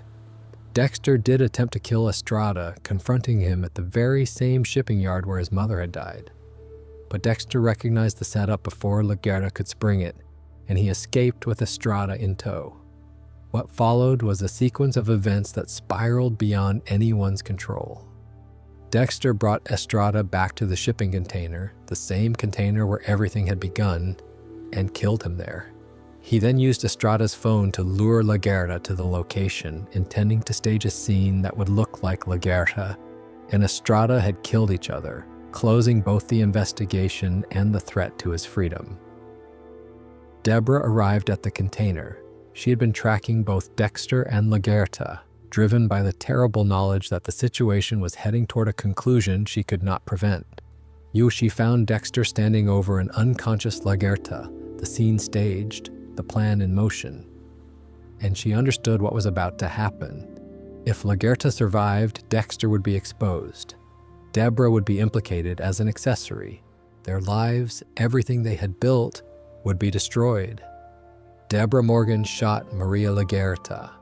She fired the weapon that killed a woman she had worked alongside for years, a woman who had been her mentor and sometimes her adversary, a woman whose only crime in this moment was pursuing the truth about a serial killer. Deborah killed Laguerta to protect Dexter, crossing a moral line so severe that it fractured something inside her that would never fully heal.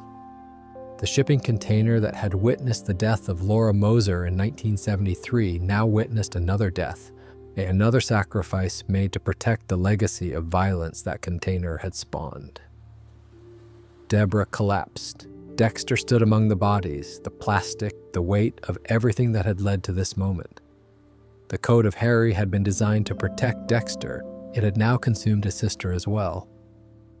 The final chapter of Dexter Morgan's time in Miami began in 2013 with the arrival of Dr. Evelyn Vogel, a neuropsychiatrist whose connection to Dexter's past ran deeper than anyone initially suspected. Vogel revealed that she had been involved in the creation of the Code of Harry from the very beginning. She had been Harry's consultant, the expert voice who helped shape the rules that governed Dexter's kills.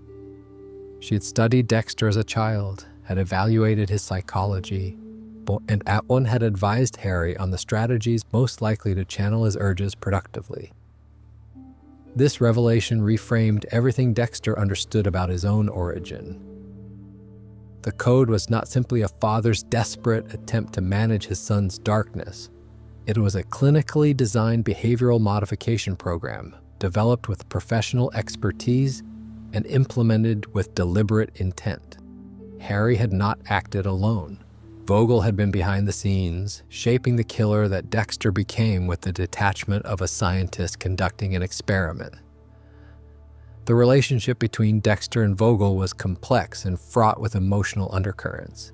She viewed him as proof that her theories about psychopathy could produce functional outcomes, a success story that validated her life's work. He viewed her with a mixture of gratitude and resentment, appreciating the insight she provided while resenting the realization that his life had been designed by committee rather than shaped by a single father's love. A new serial killer emerged during this period, one who targeted Vogel specifically. The brain surgeon, as the killer was dubbed, removed portions of the brain from victims and delivered them to Vogel as trophies, messages, and threats. The investigation consumed Miami Metro's resources and Dexter's attention, drawing him into a final confrontation with a killer whose motivations were intertwined with Vogel's research and Dexter's own psychological history. Deborah Morgan was deteriorating. The weight of killing Laguerta, combined with years of accumulated trauma, had pushed her to the edge of psychological collapse. She drank heavily, engaged in self-destructive behavior, and struggled with a guilt so profound that it manifested as a desire to confess, to be punished, to atone for what she had done.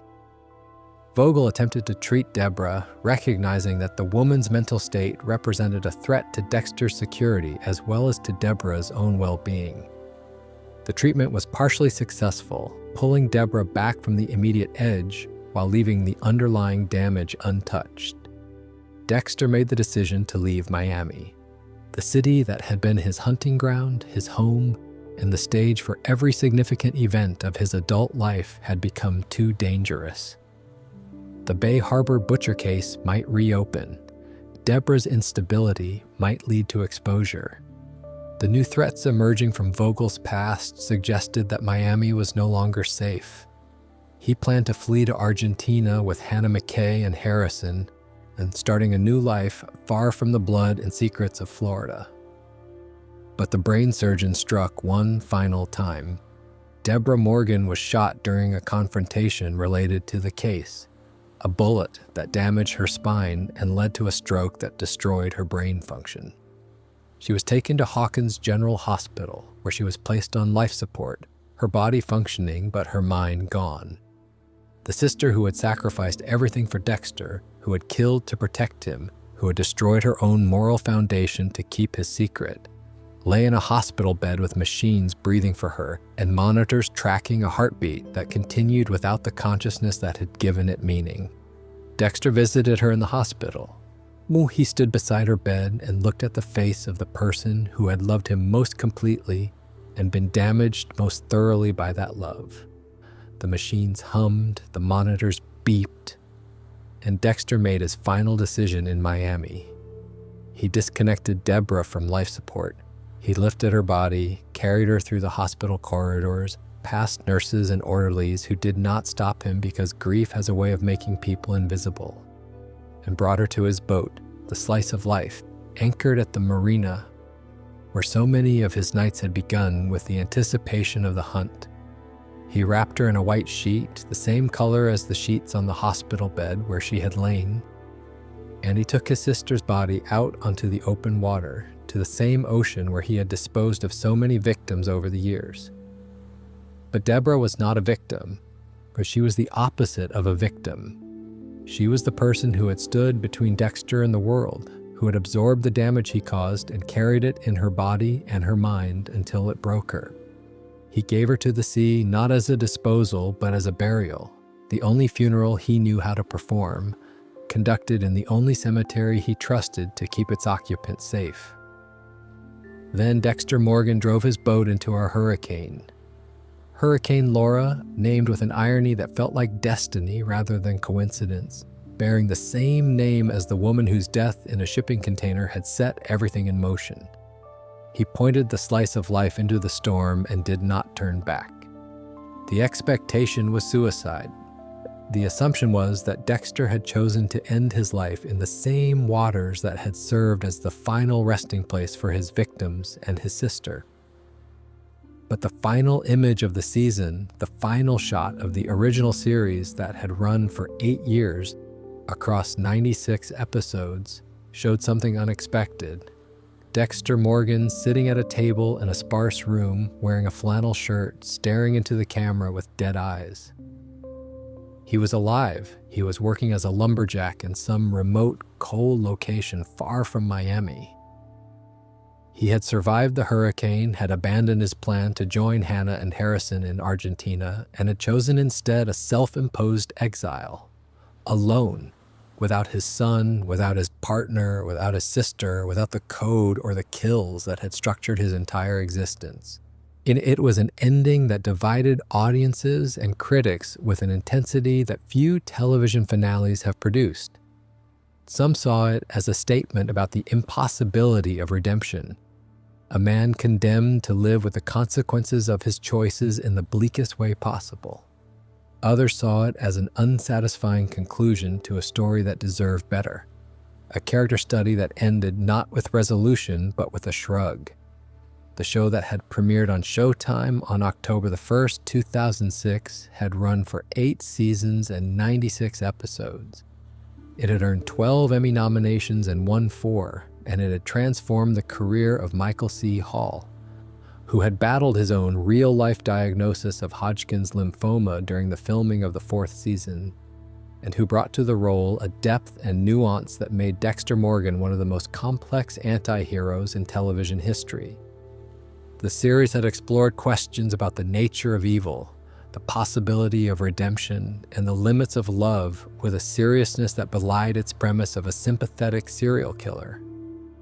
It had given audiences a character they rooted for, despite knowing they should not. A man whose monstrousness was tempered by intelligence, wit, and an unexpected capacity for connection that grew over the course of 8 years. The supporting cast had been equally essential to the show's success. Jennifer Carpenter's performance as Deborah Morgan, fierce and vulnerable and profane, had earned her a place alongside the great television siblings. Julie Benz had made Rita Bennett's tragic arc heartbreaking. Eric King had turned James Dokes into one of television's most memorable antagonists, and John Lithgow's turn as the Trinity Killer in the 4th season remains widely regarded as one of the finest guest performances in the medium's history. But for our purposes, dear listener, for this gentle journey through Dexter Morgan's life, the lumberjack ending was not an ending at all. It was a pause. A decade-long silence during which the blood-spatter analyst from Miami sat in cold rooms and stacked logs and tried to be no one, waiting for the story to decide whether it was truly finished or merely resting. And in a small, quiet town in upstate New York, covered in snow for half the year and wrapped in the kind of silence that makes you forget cities exist, a new chapter was being written in ink that had not yet dried. Nearly a decade passed, 10 years during which Dexter Morgan existed as a ghost, a man who had erased himself so thoroughly that the world forgot he had ever been. He abandoned the name Dexter Morgan and became Jim Lindsay, a quiet, pleasant man who worked at a sporting goods store called Fred's Fish and Game in a small town called Iron Lake in upstate New York. The town was everything Miami was not. Cold where Miami was hot, quiet where Miami was loud, small enough that everyone knew everyone else's business, but polite enough not to ask too many questions about the newcomer who had arrived a couple of years earlier and fit himself into the community with the careful precision of someone who had spent his whole life practicing how to blend in. Iron Lake sat in the kind of landscape that rewards stillness. Forests stretched in every direction, dense with pine and birch, their branches heavy with snow for months at a time. The lake itself froze solid in winter, becoming a flat, white expanse that reflected the gray sky and created a silence so complete that you could hear your own heartbeat if you stood still long enough. In summer, the lake thawed into a mirror of dark water surrounded by green hills, and the town came alive with the quiet industry of a community that depended on the land for its identity and its livelihood. There were ice fishing shacks in winter and kayaks in summer, bonfires on the shore, and the sound of loons calling across the water at dusk. It was the kind of place that postcards tried to capture and never quite could, because the real beauty of Iron Lake was not in any single view, but in the accumulation of moments. The first snow of winter catching the light as it fell through bare branches, the way fog rose from the lake on autumn mornings and wrapped the town in a soft white blanket, the quality of silence that existed between the trees and seemed to hold its breath alongside anyone who walked among them. Dexter had chosen this place deliberately, not for its beauty, though it was beautiful, but for its emptiness. There was nothing in Iron Lake to trigger the dark passenger, no serial killers hiding among the population, no unsolved murders calling to him from police files, no warm Florida nights that smelled of salt water and blood. Just cold air, honest work, and the daily discipline of being no one special. He had a cabin on the edge of town, modest and functional, furnished with the bare necessities of a life deliberately kept simple. He had a routine: wake early, run through the snow, work at the store, come home, sleep, repeat. He had even managed a relationship, dating Angela Bishop, the chief of police in Iron Lake, a woman whose intelligence and warmth reminded him, in quiet moments, he did not want to examine too closely, of people he had once known and lost. Angela was Native American, a member of the Seneca community whose land bordered Iron Lake. She was raising a teenage daughter named Audrey on her own, and navigating the complexities of single motherhood with the competence and occasional exhaustion that the role demanded. She was also haunted by an old case, the disappearance of her childhood best friend, a young woman named Iris, who had vanished years ago without explanation. The case had never been solved. Angela carried it with her the way some people carry chronic pain, always present, sometimes manageable, occasionally overwhelming. For nearly 10 years, Jim Lindsay had not killed. The dark passenger, that metaphor Dexter had used his entire life to describe the compulsion that drove him, had gone quiet. Not gone exactly. Dexter could still feel it, like a predator sleeping in a cage somewhere deep inside him. But it did not demand release. The cold helped. The isolation helped. But the absence of triggering circumstances helped most of all. He had achieved something that he had spent his entire life believing was impossible. He had stopped. Then Matt Caldwell shot a white deer, and the blood sprayed across Dexter's face, and the cage door swung open. Matt Caldwell was the son of Kurt Caldwell, one of Iron Lake's most prominent citizens. Kurt was wealthy, respected, a pillar of the community who ran a trucking company and donated generously to local causes. Matt was his only son, a young man whose arrogance and recklessness were tolerated by the town because of his father's status. He was the kind of person who took what he wanted without considering the consequences, who treated rules as suggestions that applied to other people, and who assumed that his family's money and influence would protect him from accountability. The white deer was a sacred animal on Seneca land, a creature whose presence was considered significant and whose life was protected by both tradition and law. Matt killed it with a high-powered rifle during an illegal hunt, splattering Dexter with the animal's blood in the process. The kill was casual, thoughtless, accompanied by whoops of celebration that demonstrated how little Matt understood or cared about what he had destroyed. The blood on Dexter's face was a key turning into a lock that had been closed for a decade. Something ancient and familiar stirred inside him. The dark passenger, dormant for nearly 10 years, woke up hungry. Dexter killed Matt Caldwell that night. He set up a kill room in his cabin shed, covering the walls in plastic, laying Matt on a makeshift table, performing the ritual that he had not performed in almost a decade. He used broken glass to create an improvised bloodslide, the trophy-taking habit that had defined his killing career reasserting itself despite years of abstinence. The killing was messy by Dexter standards, the result of a decade away from practice, but it was effective. Matt Caldwell died on Dexter Morgan's table, and the dark passenger settled back into its familiar position at the center of Dexter's consciousness. The problem, of course, was the body. In Miami, the ocean had served as Dexter's disposal method of choice. In Iron Lake, the ground was frozen solid for months at a time, the lake was iced over, and the town was small enough that any unusual activity would be noticed. Dexter needed a solution, and he found one in an abandoned iron mine several miles outside town. The mine was remote, filled with tunnels and deep shafts that promised permanent concealment. He transported Matt's remains there, disposing of them in the depths of the mountain where they would never be found. The complications began almost immediately. Kurt Caldwell reported his son missing, triggering a search that involved the entire community. Kurt claimed publicly that Matt had called him, that Matt was alive and had simply left town for a while. It was a lie, and Dexter knew it. But the purpose of the lie was unclear. Why would a father pretend his missing son was alive when every instinct should have driven him to demand a thorough investigation? The answer, when it eventually revealed itself, was worse than anything Dexter had anticipated.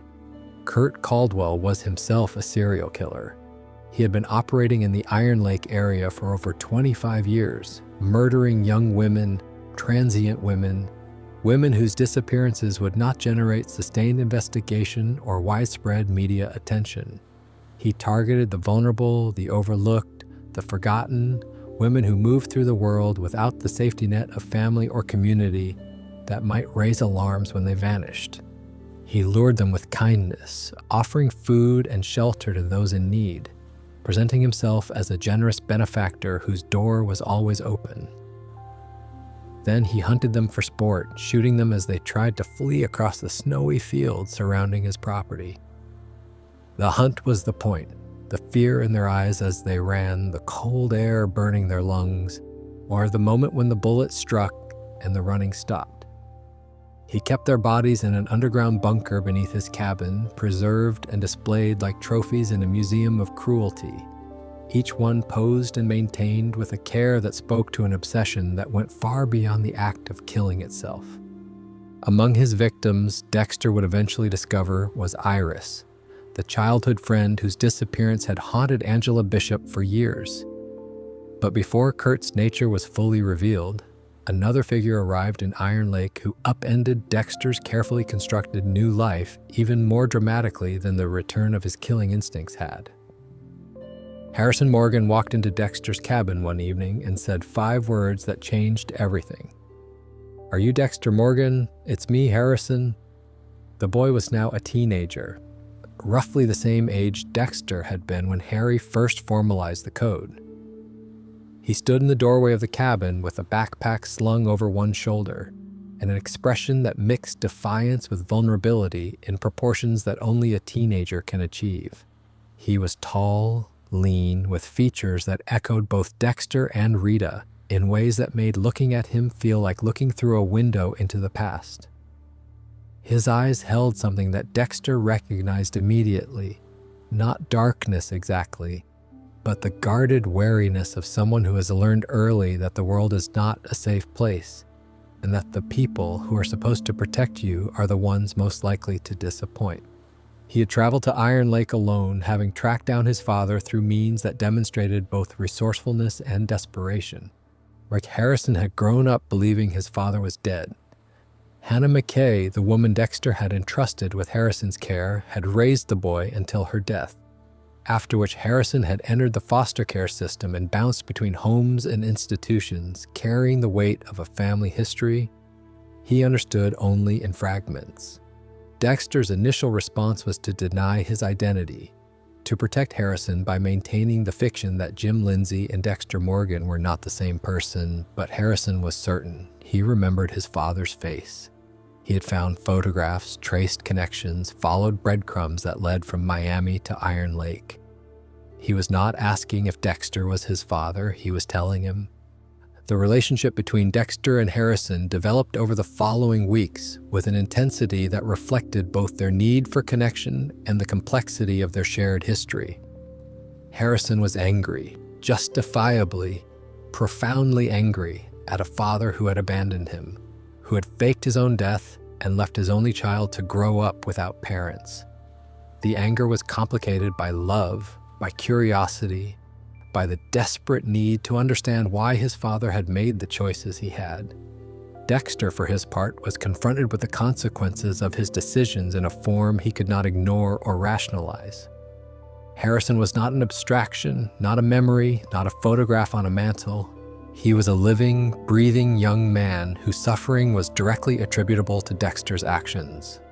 Every foster home, every moment of loneliness, and every unanswered question about his identity, all of it traced back to the night Dexter drove his boat into a hurricane and chose exile over fatherhood.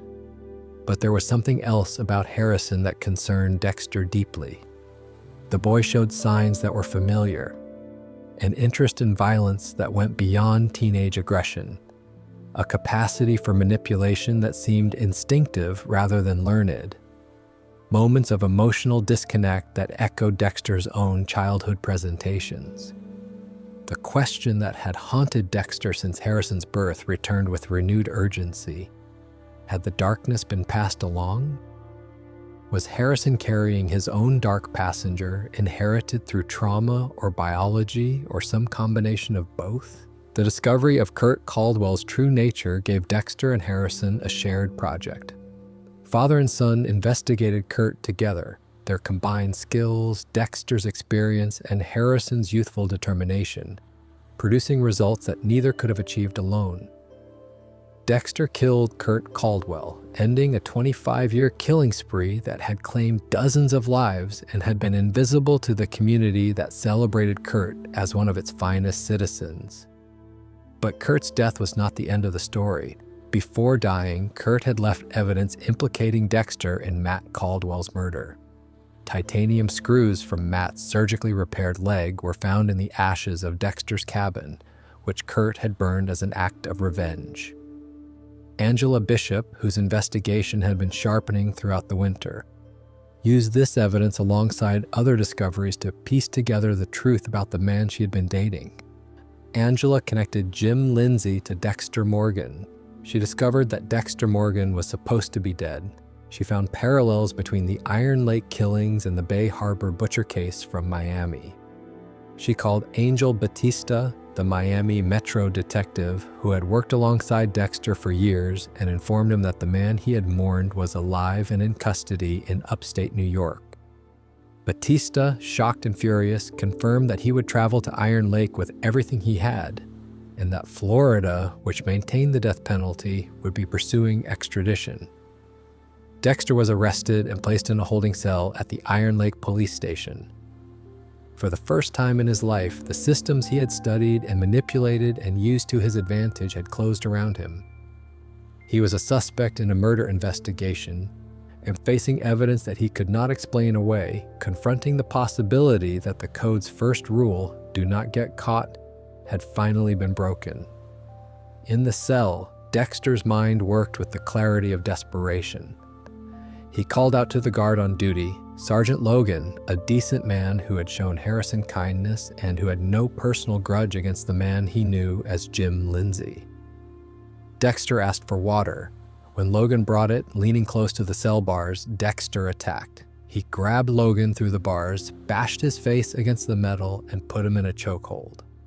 Dexter told Logan he did not want to hurt him, that he only wanted the keys to the cell. But Logan, a law enforcement officer doing his job, reached for his gun and fired blindly through the bars. The shot missed. Dexter, in a single swift movement, snapped Logan's neck. Miss Sergeant Logan was not a killer. He was not a criminal who had escaped justice. He was not someone who met any criterion of the Code of Harry. He was an innocent man, a good man, murdered by Dexter Morgan in a moment of self-preservation that violated everything the code stood for. It was the final proof of something that Harry had understood and that Dexter had spent his entire life denying. The code was a leash, not a cure, and when survival was at stake, the leash broke. Dexter escaped the station and called Harrison, telling him to gather his things and meet him at the spot in the woods where the white deer had been killed. The plan was to run, to disappear again as he had disappeared from Miami and start over somewhere new. Harrison arrived, and when he saw the blood on his father's clothes, he asked whose it was, and Dexter could not lie. Harrison deduced that his father had killed Logan, and the knowledge hit him with the force of everything he had been trying not to believe. Harrison had wanted to believe that his father was different, that the killing was justified, that the code made it acceptable, that the dark passenger could be managed and directed toward those who deserved its attention. But Logan's death demolished that belief. His father had killed an innocent man to save himself. The code was not a moral framework. It was a convenience that could be abandoned whenever it became inconvenient. Harrison told Dexter to turn himself in. It was the only way, the boy said, the only path that did not lead to more death, more running, more destruction of the people who made the mistake of loving Dexter Morgan. Dexter refused. He chose self-preservation over accountability, just as he had his entire life. He told Harrison he did not have to come with him, but that he could not stay. Harrison watched his father walk away. The man who had abandoned him as a baby was abandoning him again, choosing his own survival over his son's need for a father who was worthy of the title. Something broke inside Harrison in that moment, the same way something had broken inside Laura Moser's children in a shipping container decades earlier. But what emerged from Harrison's breaking was not darkness. It was clarity. Harrison ran to the truck and picked up a rifle. He loaded a round into the chamber and aimed at his father's back. Dexter stopped walking. He turned around and saw his son holding the weapon, and in that moment he understood. He asked Harrison a question, asking whether his mother and Deb would still be alive if it were not for him. The faces of the dead flickered through Dexter's mind. Logan, LaGuerta, Dokes, Lundy, Harry, Rita, Deborah. All of them touched by his darkness, all of them destroyed by proximity to what he was. Dexter told Harrison to take the safety off the gun. He told his son it was the only way out. He told Harrison to shoot him in the heart. Harrison pulled the trigger.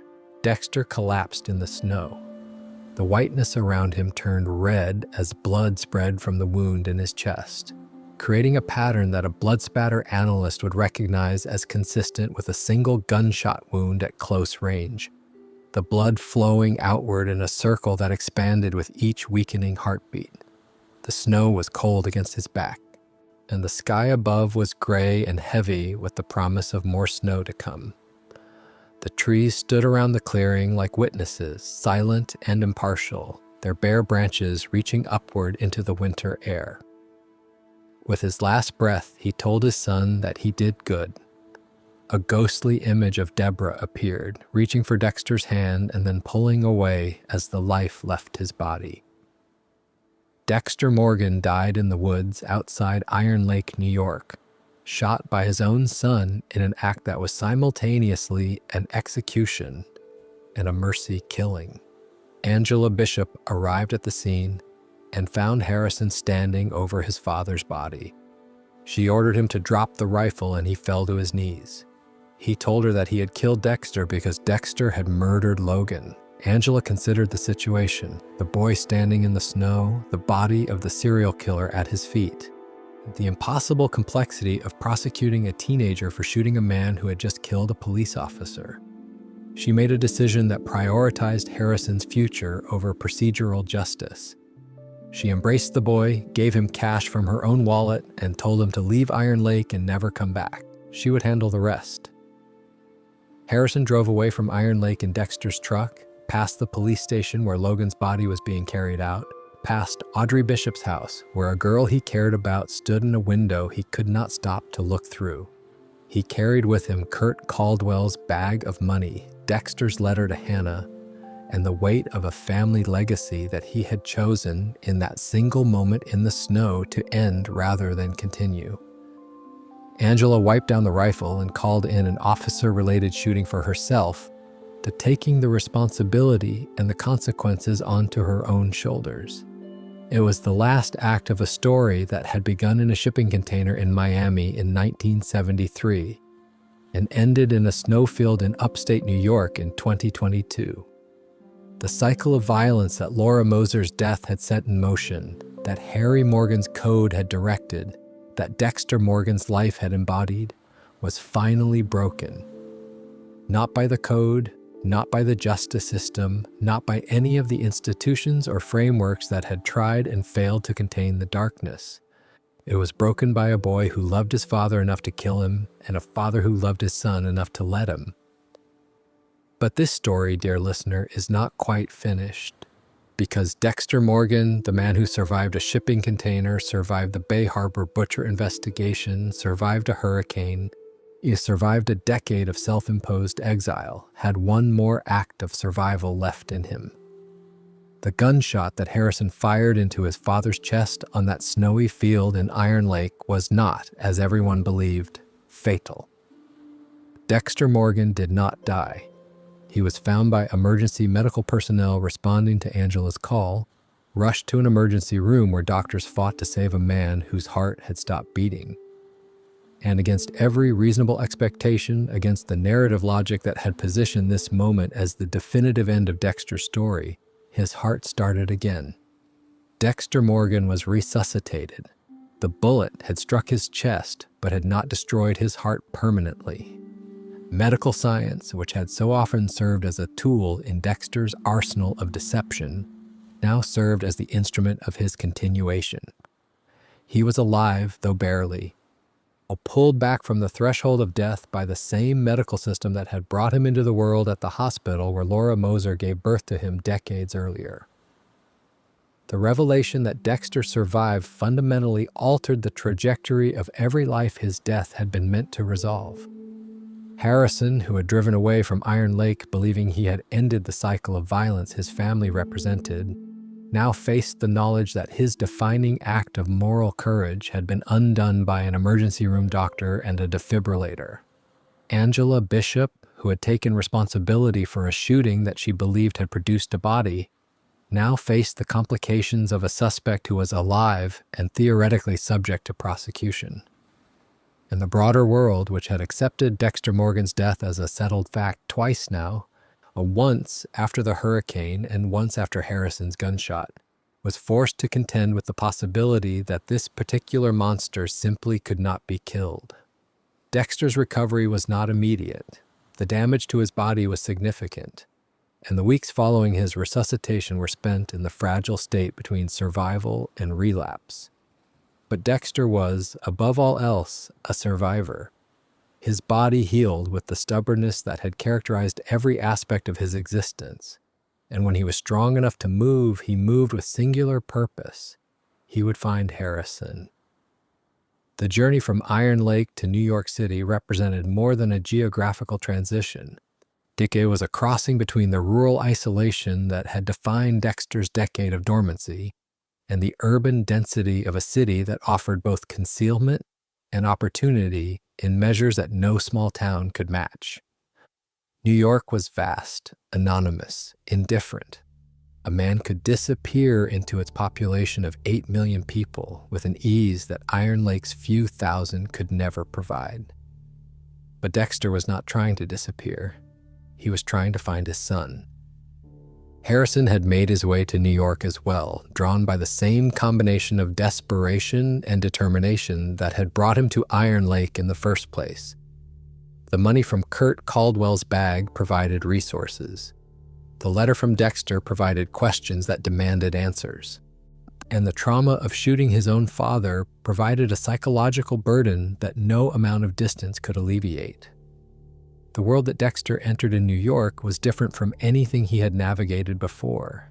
New antagonists emerged, individuals whose danger was proportional to the scale of the city they inhabited. The franchise expansion brought new faces into Dexter's orbit, characters whose motivations and capabilities represented threats unlike any he had encountered in Miami or Iron Lake. Among these new figures, the casting announcements alone signaled the franchise's ambition. Peter Dinklage and Uma Thurman joined the ensemble, bringing the weight of their considerable reputations to roles that promised complexity and menace. Angel Batista, the Miami Metro detective whose warmth and decency had made him one of the few genuinely good people in Dexter's professional life, returned as well. Batista had been informed by Angela Bishop that Dexter was alive. The knowledge reopened wounds that Batista had spent years trying to close. He had mourned Dexter. He had honored his memory. He had stood at memorials and spoken kind words about a man he believed to be his friend. Learning that the friend was a serial killer who had faked his death, who had been the Bay Harbor butcher all along, who had killed or been responsible for the deaths of people Batista had known and loved, transformed grief into something darker and more complex. The spectral presence of Harry Morgan continued to appear in Dexter's consciousness. Kurt, the imaginary father whose advice had guided Dexter's decisions for his entire adult life, still manifesting in moments of crisis and contemplation. The dynamic between Dexter and his internal Harry had evolved over the decades, from the instructive relationship of a father teaching his son to the more adversarial exchanges of a man arguing with his own conscience. Harry's ghost represented the code, the restraint, the voice that said stop when every instinct said go. Whether Dexter would continue to listen or whether the code had finally been discredited beyond repair by the events in Iron Lake remained one of the central questions of his continued existence. The franchise's expansion beyond Resurrection included announcements that suggested the Dexter universe was far from exhausted. A Trinity Killer prequel series was confirmed, promising to explore the early life and initial murders of Arthur Mitchell in the 1970s, decades before he crossed paths with Dexter in Miami. The announcement acknowledged what fans had long understood, that the Dexter universe contained stories beyond Dexter himself, that the ecology of serial killing the show had developed over its original run was rich enough to support multiple narratives exploring different aspects of its central themes. For the story we are telling tonight, however, the most important element of Resurrection was not the new characters or the expanded scope. It was the simple, stubborn, almost absurd fact of Dexter Morgan's survival. A man born in blood, raised by a code designed to manage his darkness, thus shaped by trauma that would have destroyed anyone without his particular combination of intelligence and psychological limitation, had once again refused to die. The shipping container did not kill him. The hurricane did not kill him. His own son's bullet did not kill him. Whatever Dexter Morgan was, whatever the dark passenger represented, it was not something that could be easily extinguished. And perhaps that is the truest thing the story has to tell us. Not that darkness can be controlled through rules because the code failed. Not that love can redeem a killer because every person who loved Dexter was damaged by the experience. Not that justice prevails because the justice system never caught Dexter Morgan through its own mechanisms, but simply that some stories refuse to end. Some characters carry enough weight, enough complexity, enough unanswered questions that they persist beyond the boundaries their creators set for them. Dexter Morgan continues because the questions he embodies about nature versus nurture, about the possibility of moral frameworks for immoral urges, about whether the children of violence are condemned to repeat it, remain unanswered and perhaps unanswerable. The city of New York stretches before him now, vast and indifferent and full of both prey and predators, a concrete jungle replacing the actual jungles of the Everglades and the frozen forests of Iron Lake. Harrison is somewhere in those streets, carrying the trauma of his family and the hope that the cycle can be broken. Angel Batista is somewhere in those streets, carrying evidence and anger and the determination to see justice done for the colleagues he lost. And Dexter Morgan is somewhere in those streets, carrying everything he has always carried: the blood of his mother, the code of his father, the hunger of the passenger, and the impossible, stubborn, relentless desire to keep going. The story continues. The franchise that began on Showtime in October of 2006 with a bloodspatter analyst and his secret life has grown into something sprawling and multi-generational, a mythology that encompasses prequels and sequels, original characters, and inherited trauma, Miami heat, and New York cold. It is a story about America as much as it is about one man, a story about the systems we build to contain the violence within us, and the ways those systems fail, about the families we choose and the families we are born into, and the impossible gap between the two. But all of that, dear listener, is for another night. For now, let these stories settle like sand to the bottom of a warm sea. Let the characters find their resting places in your imagination, each one carrying their piece of the tale as they recede into the gentle darkness of approaching sleep. And so our journey through the life of Dexter Morgan comes to a close, at least for tonight. We began in a small town in North Carolina where a girl named Laura Moser was born, and we traveled through decades of violence and love and loss and survival, through the streets of Miami and the snows of Iron Lake, and into the vastness of New York City. We met a detective who tried to turn his adopted son's darkness into something useful and was destroyed by the result. We met a sister who loved her brother beyond the limits of what love should be asked to endure. We met a wife who deserved better and got worse. We met a son who ended a cycle of violence with a single gunshot, and then learned that even gunshots cannot end some things permanently. The themes of Dexter Morgan's story are the themes of all stories, finally. Can a monster love? Can a code replace a conscience? Does trauma echo through generations like a curse, or can it be broken by someone brave enough to say no more? These questions do not have neat answers, and the Dexter franchise has never pretended otherwise.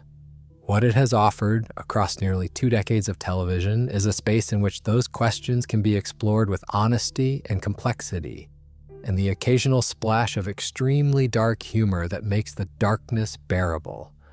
Think of Miami tonight as you drift toward sleep. The way the light hits the water in the late afternoon, turning Biscayne Bay into a sheet of hammered gold. The way the palm trees sway in the evening breeze, their fronds rustling with a sound that is almost but not quite like applause. The way the city looks from the deck of a boat anchored in the marina, the skyline glowing against a sky that shifts from blue to orange to purple as the sun drops below the horizon. It is a beautiful city, Miami. It has always been a beautiful city. And beauty, as Dexter Morgan's life reminds us, is no guarantee of safety. But it is something worth remembering, especially as we close our eyes and let the world grow quiet. Think of Iron Lake, too. The snow falling through the bare branches of birch trees, is each flake catching the fading light for just a moment before disappearing into the white blanket covering the ground. The silence of a frozen lake, so complete that you can hear the ice shifting beneath its surface, small groans and clicks that sound almost like conversation. The warmth of a cabin at the end of a long day, wood smoke curling from the chimney, the windows glowing with the yellow light of a life deliberately kept simple. And think of Harrison, driving away from Iron Lake with his father's letter on the seat beside him, the road stretching forward into a future that belongs entirely to him. A young man who was born in blood, just as his father was, who sat in his mother's blood as a baby, just as his father had, who was shaped by violence and abandonment and the impossible legacy of a family whose history reads like a catalog of suffering, and who chose, in the moment that mattered most, to end the pattern rather than continue it. That choice, more than any kill room or blood slide or dark passenger monologue, may be the most important thing the Dexter story has ever given us. The possibility that the cycle can be broken, not easily, not painlessly, not without cost, but broken nonetheless by someone who inherits the darkness and decides that inheritance is not destiny. Sweet dreams, dear listener. May your sleep be filled with warm Miami evenings and the gentle sound of waves against a boat hull. May you dream of friends who are loyal and sisters who are fierce and codes that hold when the world tries to shake them loose. May the darkness in this story settle into the comfortable corners of your imagination where it can be examined without fear and set aside without effort. And may you wake tomorrow morning to a world that is, if not perfect, then at least full of the same stubborn, relentless, impossible hope that kept Dexter Morgan alive through shipping containers and hurricanes and his own son's bullet. The story continues, but rest is earned. Sleep well.